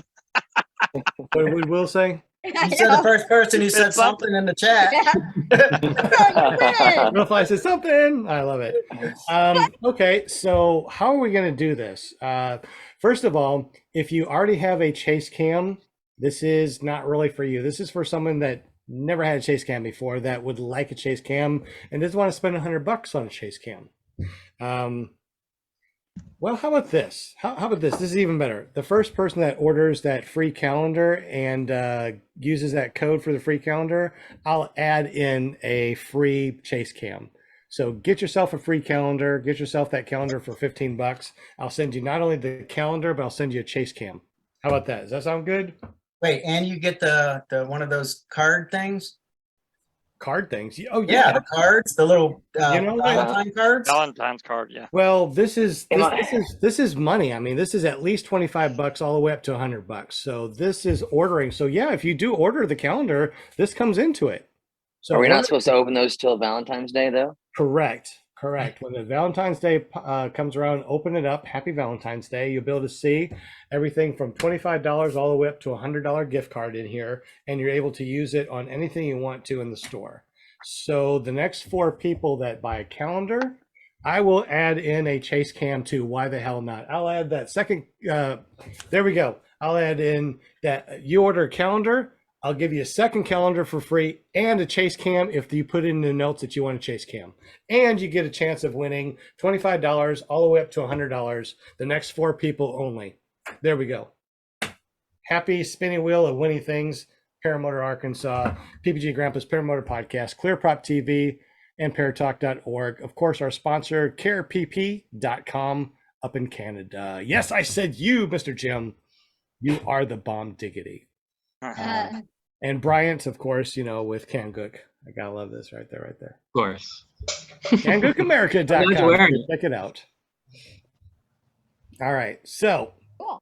you want a calendar? You want a free calendar? Don't forget, use the ClearPropTV 10. ClearPropTV 10. That gives you $10 off. And I'll give you another calendar, and I'll send you out a chase cam if in the notes you say that you want a chase cam also for free. Boom. Chakalaka-laka. Yeah. Taking notes here. Absolutely. Hooking you guys up. Michael, I'll send you out one because I'm finishing up another type of chase cam. So I'll send you 2 different chase cams and extra fins. That way, in case something happens, you got the extra fins to replace Thank them. you, sir. I don't think that you'll need to, but hey, why not, right? Thank you, sir. Bryant, do you want a chase cam or do you have chase cams? If you want one, I'll send you out one for free. I mean, you sent me a hat, so I can send you. I appreciate it, but honestly, I already have 2, so Okay. I think Has I'm covered. anybody Put a 360 camera on the chase cam yet? Yeah, I think Wolf did. David Wolf did one with the 360. I think it was the Insta360 cam. Ooh, that would be you'd have to be careful with those lenses, huh? Super careful with those lenses. Absolutely. Yeah, I bought lens protectors for mine. And does it make much of a difference? The lens protector I mean, makes it look stupid when you actually film. Yeah. You should pop them off before you use them. You put the lens protector on after you are done using it to protect. Yeah, them. it's got an option to push the lens protector mode, and it's supposed to help. But I've noticed a couple times, like Yeah, It's crap. it's smudged. But I mean, if I drop it, it's, you know, it's good. At least it saves it. But I bought this hard case for it too, that I can put it in case I do drop it. The first time pulling it out and trying to use a paramotor flying, I don't have a tether to it. So I'm like, I Just just got kinda- that rubber cover that goes over mine. It covers the front and back. But yeah, Is when the I'm filming with it, heavy-duty- What about the heavy duty lens cap protector? Have you seen that one or tried that? I don't know if this is just a lens protector. I don't know if they sell a different one. I didn't know if they do. I just got That's- whatever they had on their site. That's the cover, right? There's a cover for the No, front, this- cover for the back. Well, this is like I don't know. You No, can't no, even the see it. lens protector, it's a cover. It's just like a little plastic cover. Yeah, it's like a acrylic or plastic cover that covers the lens. It bubbles it out because the lens is the only thing on this thing that kind of sticks out. Because even if I have this case on it and I drop it without lens protectors, the lens could take the damage because it's protruding the case. But I do love it, and I don't want to drop it, so I might even consider putting a tether on it. And I like that option with this hard case. You can mount it to pretty much any GoPro setup right there. These little flanges Okay. flip in and flip in. So all my GoPro mounts would probably work. Thought about sticking it on the helmet and doing, you know, because I have an Oculus headset, so I could probably film some, you know, couple minute footage, you know, or longer. And then I've never done like an actual 360 video. And then potentially I could watch that video later on my Oculus headset. And These, yeah, Like- this is the GoPro Max. It has the big bubble things on it, but that's just to protect the lens. And then when I'm ready to fly, I pop these things off, and now the lenses are there. These bubble lenses, man, it just looks stupid. But I tell you what, when you take video, I use this chest mount. So I put it on I have it on my chest mount here, and that way I can see pretty much everything. And that's how I make my training videos for my students. I put this on here. I do my checklist. I take off. I come around. I come in for a landing, and then when we do the training, we have them hanging in their paramotor with toggles, and they put on the Oculus type of thing. It's not the Oculus; it's the cheap one that the cell phone goes in, and then I run then I run this thing through the actual footage, so they can actually feel it. I got a fan that blows too, so they're flying like this and looking around. They take off, they come around, they're pulling the toggles, and then they come in for a landing. And it's really awesome. I mean, it really is neat, and it's the most least expensive type of simulator that you can get that actually feels like you're flying. So Insta360 Max is my favorite. It has really good video. It renders excellent. The one thing I like about this is that the horizon will stay level as you're rendering it. So as you're flying and you're turning like this, you can actually look with your head and actually see the horizon, which is really neat when you're flying. We're flying with the 3D. Or 360, it's pretty neat. I tried the same thing. Setup. Yeah, I tried the same thing with that Insta360, and it just didn't work out really well. But Do you have the X2 or the X1? I think it was the X1. I want the X2. I want to try the X2. I got the X3. It's supposed to have horizon lock on it. I haven't tried that yet. Okay. Yeah, I'll have to try that next. Nice. Yeah.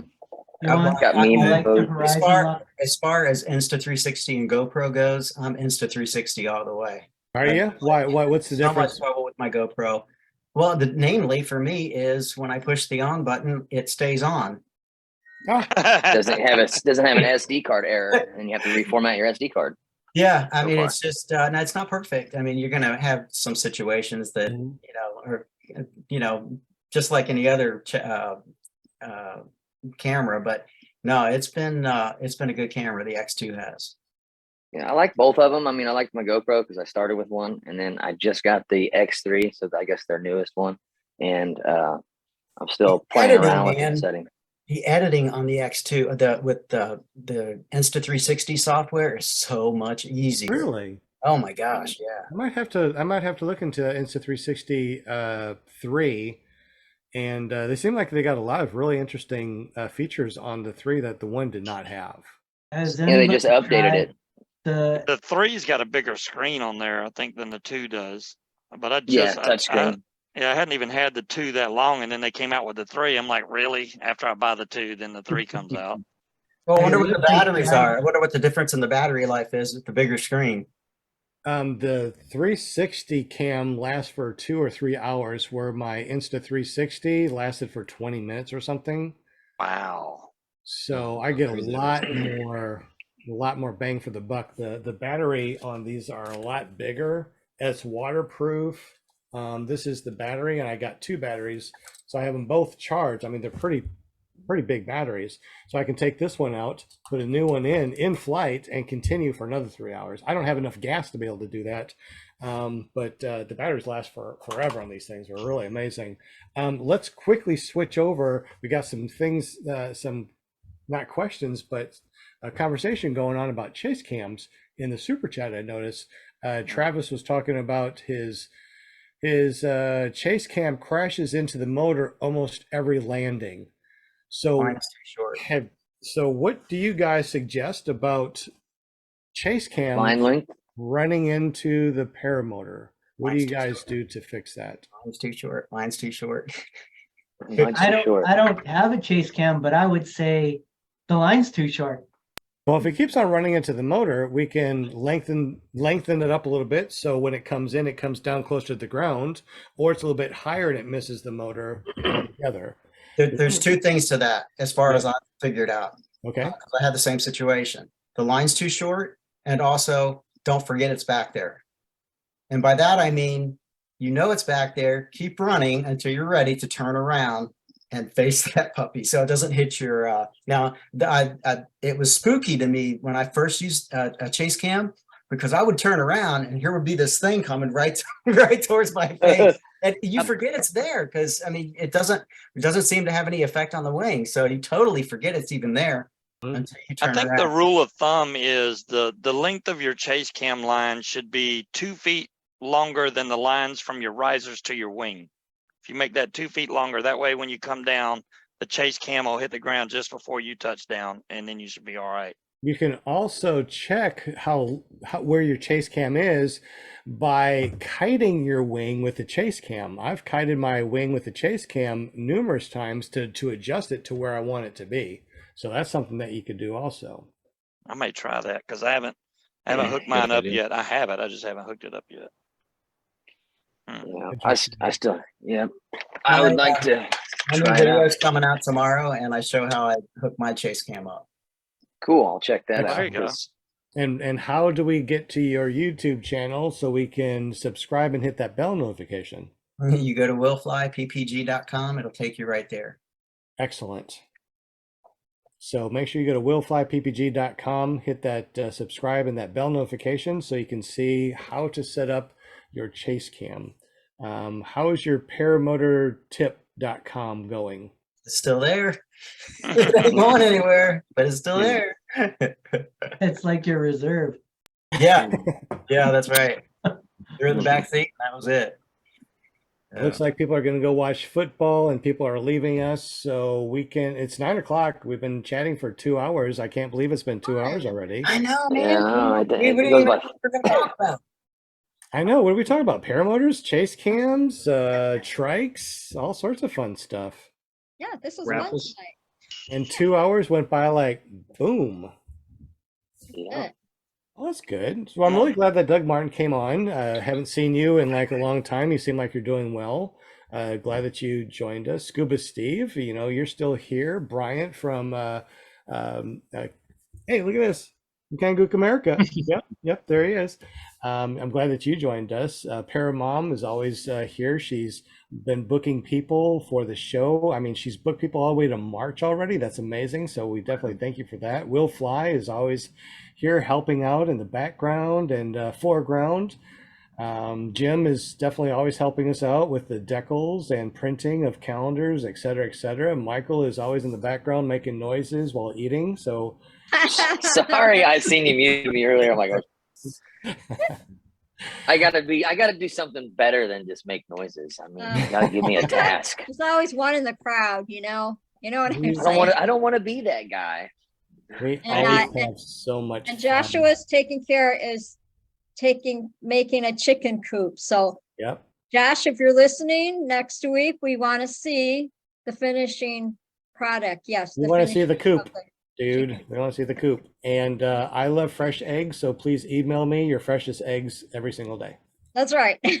All right. Maybe Will can answer this one question about the Insta360 software. Yeah. So after you record a video, you get it in the editing software. And then it has, you can either export it as an Insta360 video or a reframed video.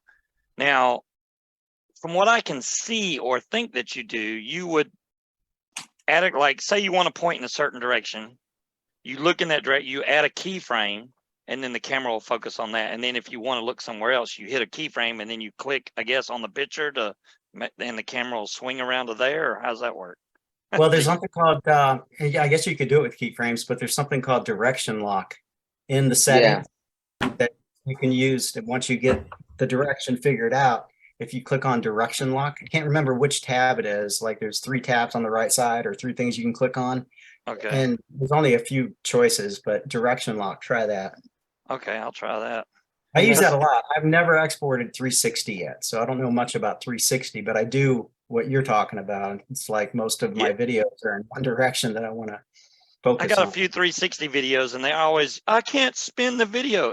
And it's so weird because if you do it on like your TV, that YouTube app will not let you spin the video around. But usually on your phone or on a computer, you can sit there and spin the video, look wherever you want. But I guess most people watch it on their phone and don't have the right app or something. So I'd rather just do a look this way. See, that's the view. Go ahead, Sean. Okay, so one of the things that you can do also with the Insta360 that I didn't say earlier that I really like is that when you have it spooled up on your phone, when you're watching the 360, you can hit record and then turn it to where you want to show, and it records as you're moving around. So you're like, oh, this is really cool. So you watch that, keep on watching it, see wherever it goes like this, and you can follow it. And then when you render it, it actually follows that panning that you do on your phone. So it really I think it's called Snap. It's called Snap, and then you can press and hold record and then do that. I was trying to mention that in the name. Okay. I think.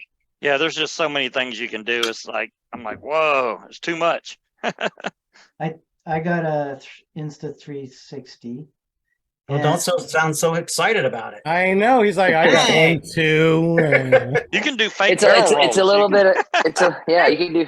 It's a little bit to learning, but once you get, they got little tutorial videos in there. Well, he's in Canada, so he's using the Canada version, and it's just not the same. Which one do you have, Jim? The 3. I took the video and I still haven't even tried to take it off because I just don't want to learn it yet. Wow. The beautiful thing about 360, 360 camera, and I was coming from a GoPro 8 at the time, is that you don't have to worry about losing a shot. Because I wear mine mounted on top of my helmet. I look like a unicorn, Oh, okay. And I mean, it records all directions, so you don't have to worry about missing something.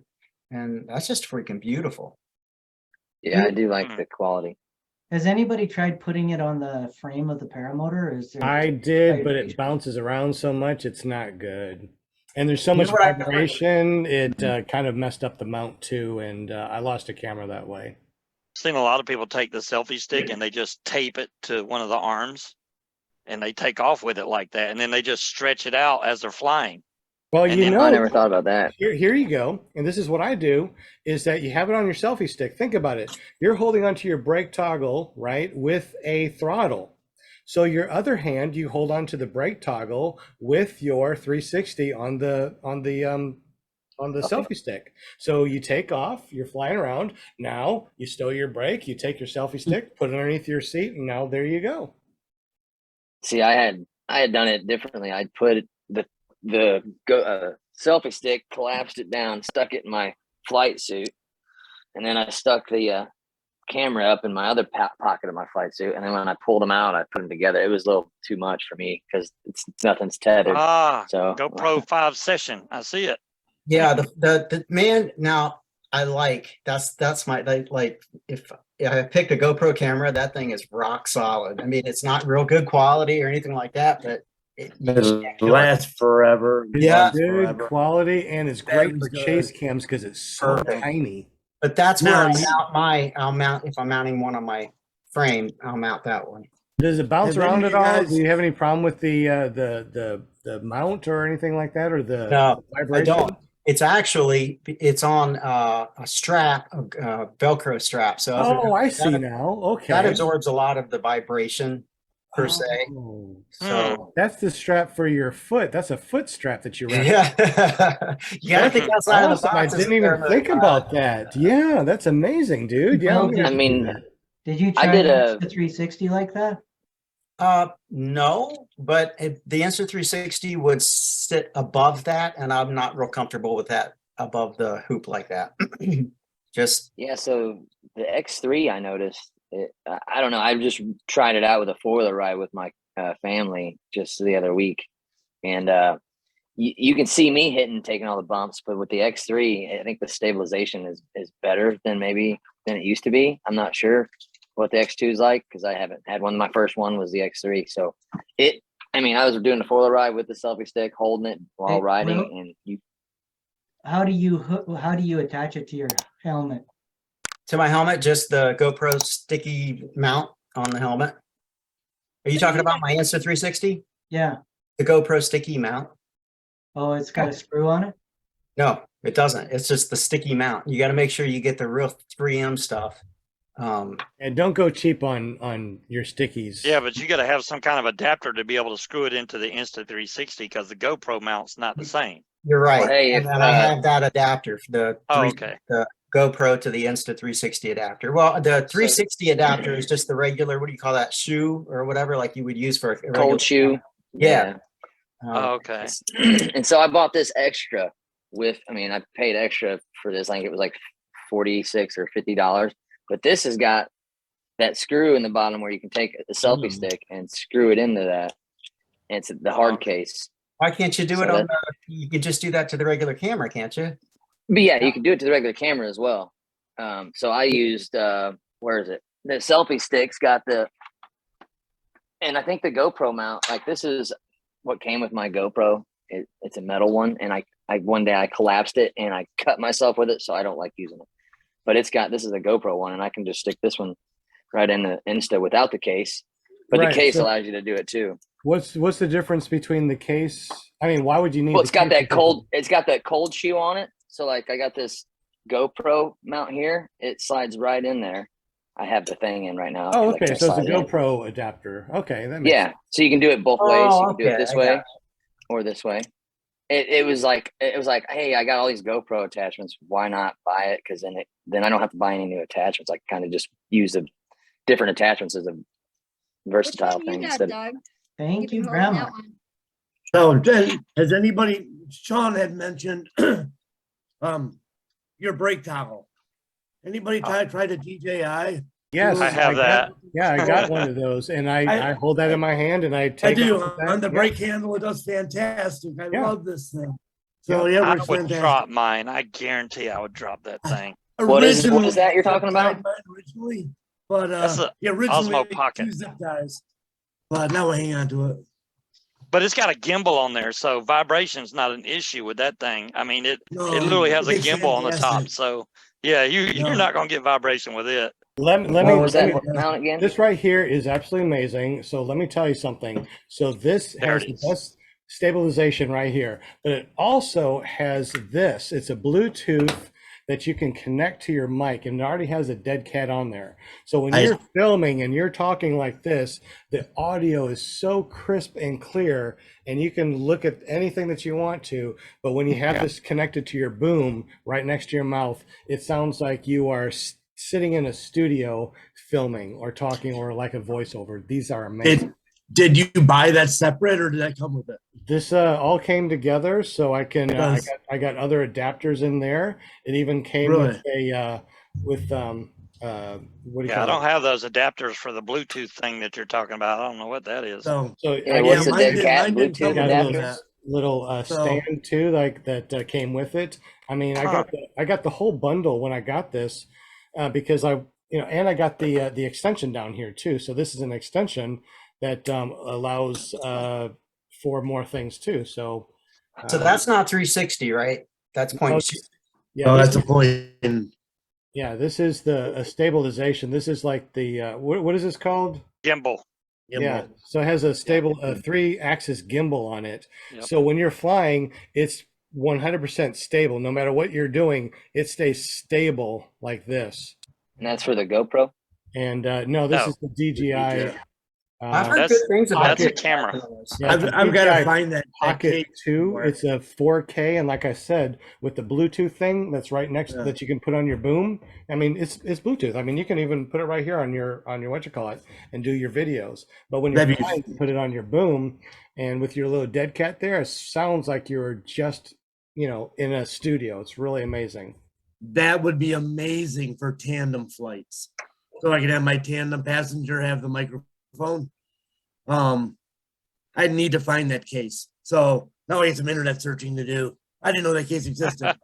Oh Yeah, That's yeah. a nice So case. this thing will clip on here, and this thing will sit nicely in here, and then the what do you call it? The USB-C is a double USB-C, so it charges this and this at the same time. You just plug it in one place, plug it in, and everything everything charges.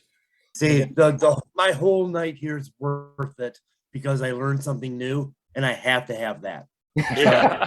So that's a these- DJI. Yeah, Osmo DJI Pocket. Well, they got a Pocket newer one 2. now. This is a Yeah. Pocket 2, so it's Oh, an he's got old the model. second one. I got the original one, so I hope it works with the original one. Oh, you talking about the big one like this? Yeah, I got the No. original one too. The Osmo Pocket, probably and then they take got that Osmo one. Pocket 2 now. So I don't have the Osmo Pocket 2. I got the Osmo Pocket 1.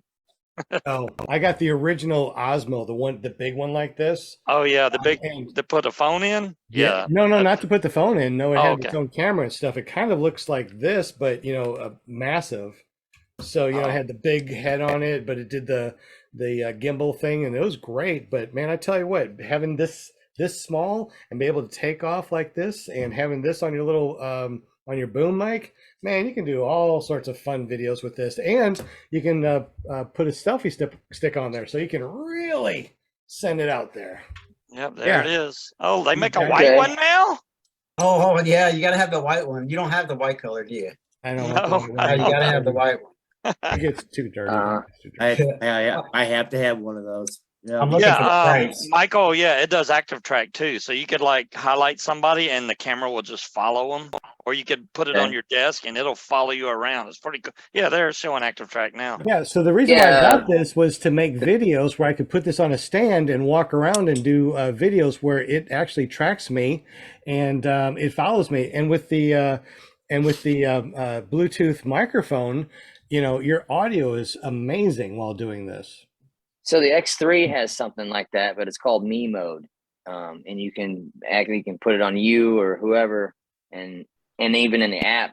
I don't know if the X2 has it in the app, but even the app, then you can do tracking, and you select the subject for it to track, and it'll track. And then apparently these Apple AirPods will connect with this X3. I just haven't figured out how to do it. It gives me the option, and I've been trying to figure it out, but I haven't been successful yet. pain And in I the haven't butt. tried but twice. Yeah, it's always says processing, and it's never connecting. Yeah, So I it's a haven't figured out pain. how to. $349. Yeah, click that Pocket 2 creator combo. That's I think what I got was that creator combo. Yeah, there it is. Ah, okay. There it is. Has everything on there. And when I got it, it was really cheap because it was before they put it out there, so it was like a pre-sale type of thing. So I got it really cheap. But it's old technology now, so Dang, man, Christmas just happened. Now you tell us about this stuff. That would have been perfect. And that's the whole combo. That's everything comes with it. yeah, Yes. anything that you can possibly think that this thing will do, it will do, and then some. It'll even connect to your even has a connector to go to your cell phone. So I got this is a lightning connector, so I can connect it directly to my phone. Does it I gotta- record in 4K, Sean? Yeah, it goes up to 4K. This thing right here disconnects. So the little gimbal thing right here disconnects, and then you can slide this thing on, which will connect it directly to your phone. where you can actually nice. video and you can And see then you what got a you're big doing. screen. Yeah, then you Yeah. got the big screen. But I mean, it Yeah. doesn't, it's not only 4K. I never shoot in 4K. Yeah, you can go down to 1080p and then higher Yeah. frames per second also. Yeah, also 2.5K. So I mean, it does everything that you want it to do. I always film in 4K, and then I will either downstep it, because when you're shooting at 4K and you downstep to 1080, it looks a lot better than when you just shoot 1080. On the X3, it's like its standard is 5.7K at 30 frames a second. Like that's just Which their one is standard. this? What is that? The Which one? the X3 Insta360 X3, which costs just about as much or a little less if you bought just a camera than that creator package, but It about the records same. at 5 point what? 5.7K at 30 frames is like their standard on here. They I got think I can go 8K on. televisions that are coming out, so you know everything's going to 8K. So everything 4K is going to be cheap here in the next year or so. Yeah, it does 5.7K, 4K, and 3K. And You the know, frame rate goes our up. children are going Diminishing to returns. look at us and go, "Why didn't you record everything in 8K? Why is everything in 1080?" So that one would actually, if I'm recording my lectures at school, I could actually have that one follow me in the front of the classroom. Yes, yes. That would be fantastic with a microphone. That would be just fantastic. So I'll have one ordered tomorrow. He's gonna do it right after the show. Always have Well, someone paying attention to you. We'll have the college. Yeah, what order was it. you saying, Will? I'm just wondering, will those accessories work on the original Osmo Pocket? And I don't, because they don't make the original one anymore. And What also, attachment did you too, need for your phone, Sean? Doug, real quick too, before you go and try to buy the Osmo, this is a Mevo camera, right? So it records in 4K, but on the screen it will pan through using the 1080 part of that 4K and follow you. The recording, if you want to have something that's next to you, you just download the app that is the Mevo voice app, and that way you can have it connected to this, and it will directly, no matter how far this is away, record the audio. And these things are these are not very expensive, the Mevo cameras. I'll look into that. That's cool. Yeah, so Mevo is really good if you're Mevo. thinking about something like that, MEVO, and they have all sorts of different ones out there. The original version, those are probably $199. And it looks like Will Fly's got to run instead of got to fly. So good to see you, buddy. Glad that you stopped by and chatted with us tonight. I mean, it's been a lot of fun. Come check out the Tuesday Paramotor Hangout show on YouTube, 8 p.m. Eastern. And it's going to be a good show tomorrow night. How do we There get to you go. that show? You go to ppgshane.com. Take it right there. Excellent. Shane.com. And then if Alright, you don't right. know, I'm then writing it message down. Will. Where gotta- is it? Yeah. I got to On- run too, so I'm going to leave when Shane leaves. Well, if everybody's got to go, Not then Shane, how- Will. My then- bad. Well, that's all right. if everybody's got to go, how about we just say good night? I mean, it's almost 9:30 Yeah. my time, so let's just call it a night. Let's go ahead and say goodbye. Just like the Sound of Music, farewell, so long, sing the song and everything. Time to say good night. There you go. You like it too, huh? I Nice. thought I was the only weirdo, but I guess I'm not. Good for me. Good for See you you. Thursday night, paraglidingtalk.com on Thursday night with your host, Robert Michaels. That's it. And she gets a green screen and she turns into a freaking host with the most. Yeah, she does. That's awesome. Good for you, Linda. So if you I want to keep up told with you, I was me, just like full of myself. It takes Sure. me a little bit to get, warmed up. And then tonight I was like, oh yeah, must be all the rain or something out there. or and maybe no, it's because I got and my, no pom poms. Where's the pom poms? I mean, no pom poms I either. think if I would have brought those out, my kitty would have probably attacked, because I Oh adopted yeah, you got a on new kitty. Facebook. I them. rescued Miss Molly on Sunday or on Saturday. Well, And congratulations. she is a sweetheart. I swear to God, anybody that rescues any animal is all right in my book. I will trust you with my life because I know that you're a good person. Let's go ahead and say good night to everybody. My name is Sean Simons. People know me as PPG Grandpa. You can always find me at ppggrandpa.com or iflyparamotors.com. You can also go over to my flight school, which is paramotorarkansas.com. And don't forget, if you want a free calendar tonight, go over to paramotorcalendar.com. Use the code ClearPropTV 10 to get $10 off. I'll throw in an extra calendar tonight if that's what you want, if you say that. And then I was giving away something else. Oh yeah, and a chase cam. If you want the chase cam, just write in the note, I want a free chase cam, and I'll send you at that also. We also got our official sponsor tonight, which is Jim from Canada A from Care Printing and Publishing. He's the only guy I know that has maple syrup smelling money. Thank you very much for being on the show tonight and for sponsoring our show with those Paramotor calendars. Tell us a little bit about your company and how do we get up with you, buddy? Well, you can connect with me through carepp.com or careppg.com for the YouTube channel. And if you want to get some printing done, any type of printing, just connect with us. And you can do that through that website, carepp.com. And if you mention PPG Grandpa, you'll get 10% off. Holy smokes, I'm worth 10%. I love it. Woo! So thank you very much, Jim. Definitely go over to carepp.com and get some decals, as he says up in Canada, decals. We call them decals, stickers, and calendars, whatever you want. Get up with Jim. You want to see his crazy flying shenanigans? Go over to careppg.com. Now that is amazing.com. That's pretty cool. So thank you, Jim. We definitely appreciate you. Thank you, Sean. Absolutely. I don't know what I'd do without you, man. Just like I wouldn't know what I'd do without all of my friends here. I mean, you guys definitely helped me out. I couldn't do this alone. I don't want to do this alone. If this was just me, I'd say I'm done.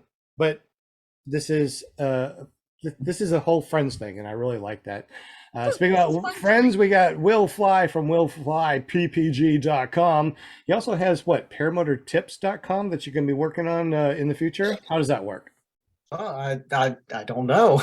I don't know how it works. Right now it's not working, but the videos are still working and they're starting to roll out. So tomorrow, new video, check it out, willflyppg.com or youtube.com/willfly. And you got I see there's a twin behind you. What's up with that? That's if I want to get up and go somewhere, it doesn't. Hey, that's a good idea. I have to do that. Everybody thinks that you're still there. I like that. That's awesome, bud. You're a smart man. And you also got you also do a podcast with Shane and the gang on Tuesdays. Tell us a little bit about that. Yeah, tomorrow night, Shane, Mark, and myself, we get together at 8 p.m. and it's like hanging out around a campfire at a fly-in, talking to your friends. We're going to be talking about camping and a whole bunch of different things tomorrow. So yeah, check it out. 8 p.m. Eastern, that is. Excellent. So that's 7 p.m. Central, 8 p.m. Eastern. Go to ppgshane.com. And if you haven't done so already, when you go there, hit the subscribe and hit that bell notification. So every time they go live, you get to see their awesome podcast on Tuesdays. That's the place to be. On Wednesdays, you want to go to paramotorgirl.com, and that's another podcast that you want to go to and check that out with Just want to fly. With Girls Just Want to Fly or Just Want to Fly. I mean, they changed their name, so I still say Girls Want to Fly, but obviously it's just Want to Fly, or I don't know. Paramotorgirl.com is the place to go. And on Thursdays, apparently there's a very famous son from a very famous mother that's on the show that does a podcast on Thursday. Can you tell us about that, Paramount USA? Paraglidingtalk.com, where we talk paragliders and who knows what else comes up. And then we got Sean that runs the Spinny Winnie wheel every Thursday night. Thank you, Sean, if you're listening. We love you. And yeah, Robert Michaels is my son, and that's how I 2017, I started like following his shows, and then I ended up here. And so I'm the PR here, and I'm the PR on Thursday. So my, Paramount's job is never done. That is true. We would not be able to have the show without Linda Anderson. She definitely helps us out. And see, when I get up, when I get up, then you can look at this again. You're going away. You got to straighten. Wow. Yeah, Will, when you stand up, we see you. And she's showing she mutes herself. I gotcha. All we see is birds. Because I Look took at that, the I took birds. that picture too. I love this. I took that picture this summer. So you're going to be seeing different ones. I'm going to have Ryan come over or Leslie and show me how to, because I don't know how to download pictures onto here. I can switch them out. So Right on. I'm learning. Like, look at this. This is huge. This is amazing. You got a new laptop, you got the new green screen, you got a new I figured camera, it all out. and you know, this is a Yeah, great Ryan year, was very 2023. impressed. Yes. Excellent.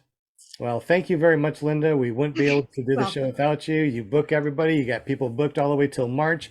I don't know how you do it, but thank you very much. I'll have to pay you in paramotor things, but I don't. I just grab that calendar and my phone and Facebook and I There go you go. like a crazy That's baby. awesome. That's awesome. Well, thank you so much, Linda. I definitely appreciate you. Also, Bryant Hummer from, hey, look at that, Kangook America. What's up? He's joining us again. He was a guest on the show, but he can come over here and be on the panel anytime he wants to. Tell us a little bit about your company and how we get those cool trikes that we talked about earlier tonight.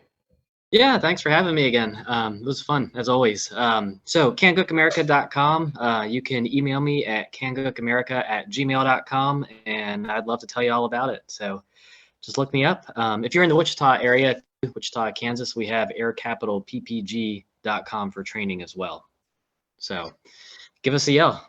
I'm gonna have to come up there and say hi, and you're gonna have to come down here. I mean, we're way too close to, you know, not. Yeah, I know. I've already looked it up. You're only like 3.5 hours in my airplane, so I we can make this know. happen. That's How loud like do we no yell, Brian? problem. Like, give us a yell. How loud? I know. I can see. It's like when he talks, I can hear his echo just a little bit later after Yes. that. I mean, he's so close. So kangookamerica.com. Check out Bryant Hummer. He's the. Are you the official importer of Kangook? Yeah, America? for the USA. That is awesome. I mean, look at that. We got this guy right here on the show. He's amazing. Yeah. So thank you, Bryant. We appreciate you, buddy. Yeah, thanks for having me. And also we have Doug Martin. If you don't know about Doug Martin, go back and look. He's been on our show a couple of times.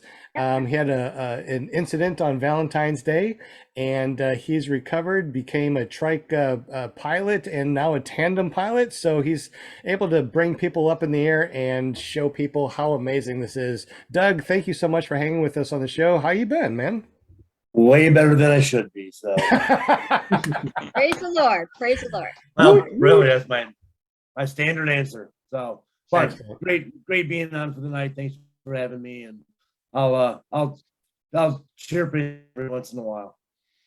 I sure hope you jump in every once in a while. We miss you, buddy. Glad that you're here on our Yes. 4th year of PPG Grandpa's Paramotor Podcast. If you're listening to it, if you're watching, it's ClearPropTV.com. If you just want to go to our show after we record, go to paratalk.org.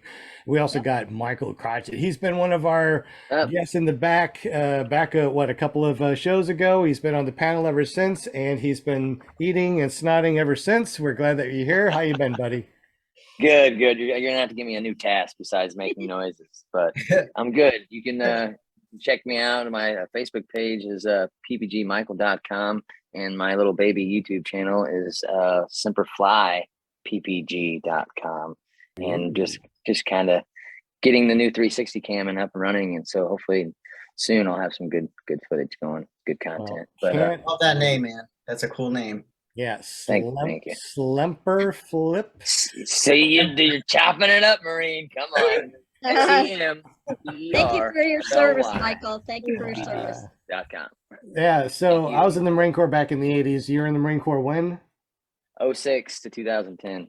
Awesome. Well, once a Marine, always a Marine, and Marines Hoorah. are always brothers. Oorah, Semper Fi, Devil Dog. Much respect. Semper Fi, Semper Fly. Absolutely. Slumper, Slipper, Flipper, Flaw. There you go. Ah. Ah! There you go. We also got Scuba Steve, not to be confused with the little Scuba Steve doll on. Oh, goodness.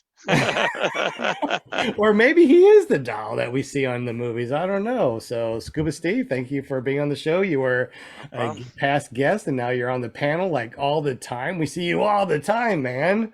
I know.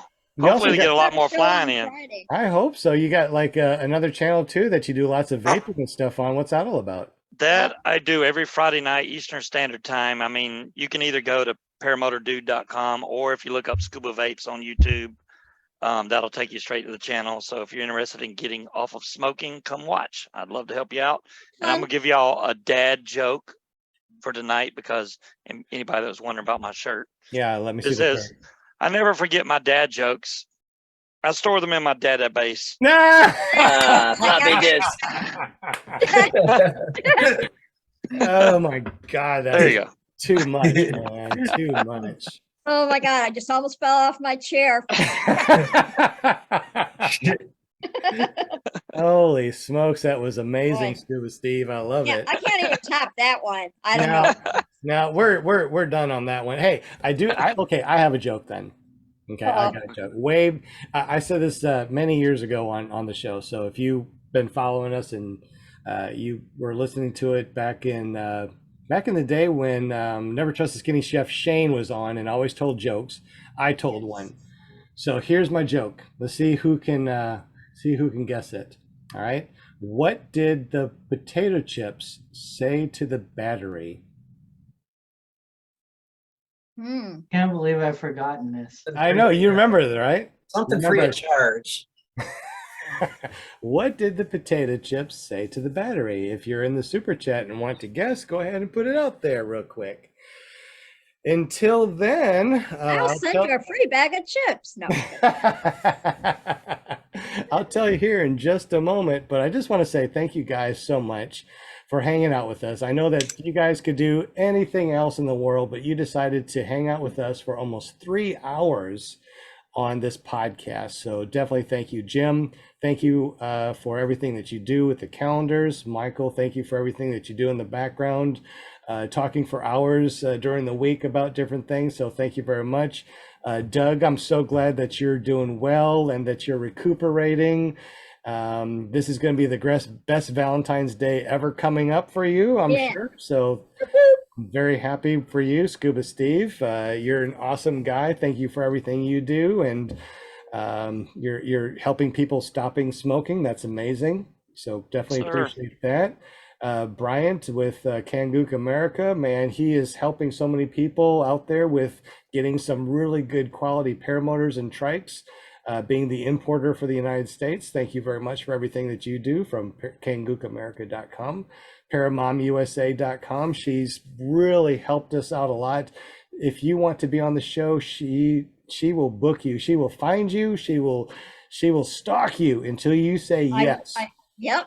And if you want to be on the show, just go to ParaMomUSA.com. That forwards over to her Facebook page and say you want to be on PPG Grandpa's Paramotor Podcast. Will Fly, dude, I don't know what I'd do without you, my friend, and your twin behind you. All the thumbnails that you see on the shows, he creates himself, and he does that. I mean, he donates a lot of his time, not only to this show, but to the sport. You know, he's not only on this podcast, but he's on podcast tomorrow at Shane's on PPG. Yeah, he don't have any time to fly. I don't know what. He does amazing videos on his channel on willflyppg.com. I mean, they get thousands and thousands of hits. Very entertaining. If you haven't been there yet, you got to go to willflyppg.com, subscribe and hit that bell notification. And he also took on a huge thing for the nonprofit organization that we're starting. So, I mean, he is really stepped up, and we definitely appreciate you. Definitely appreciate everybody. I don't see anybody in the super chat that wanted to answer that. We may not have anybody here. Do we have anybody here, or is everybody gone? We got 12 people watching, and 1, 2, 3, 4, 5, 6, 7, 8 people in the that's here. So we only got 3 people or so out there. So shout out to my chatter. You know, I do my shout out to chatters. Thank you, chatters. We much appreciate you every Monday night hanging with us. Yeah. Much love. We'll fly when I get a chance.com. That's your new website. We'll fly when I get a chance.com. I get a chance. Around to it. There you go.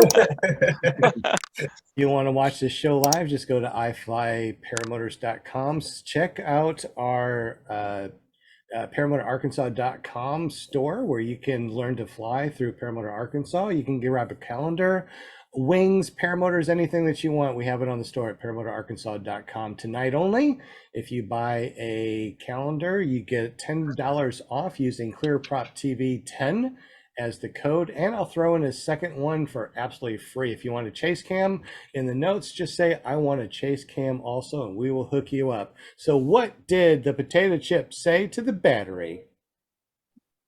I'm free to lay if you're ever ready. On that note, on that night, blue skies, fly safe, and we'll see you next Monday here on ClearProp TV. Peace out, my friends. Good night. Thanks, guys.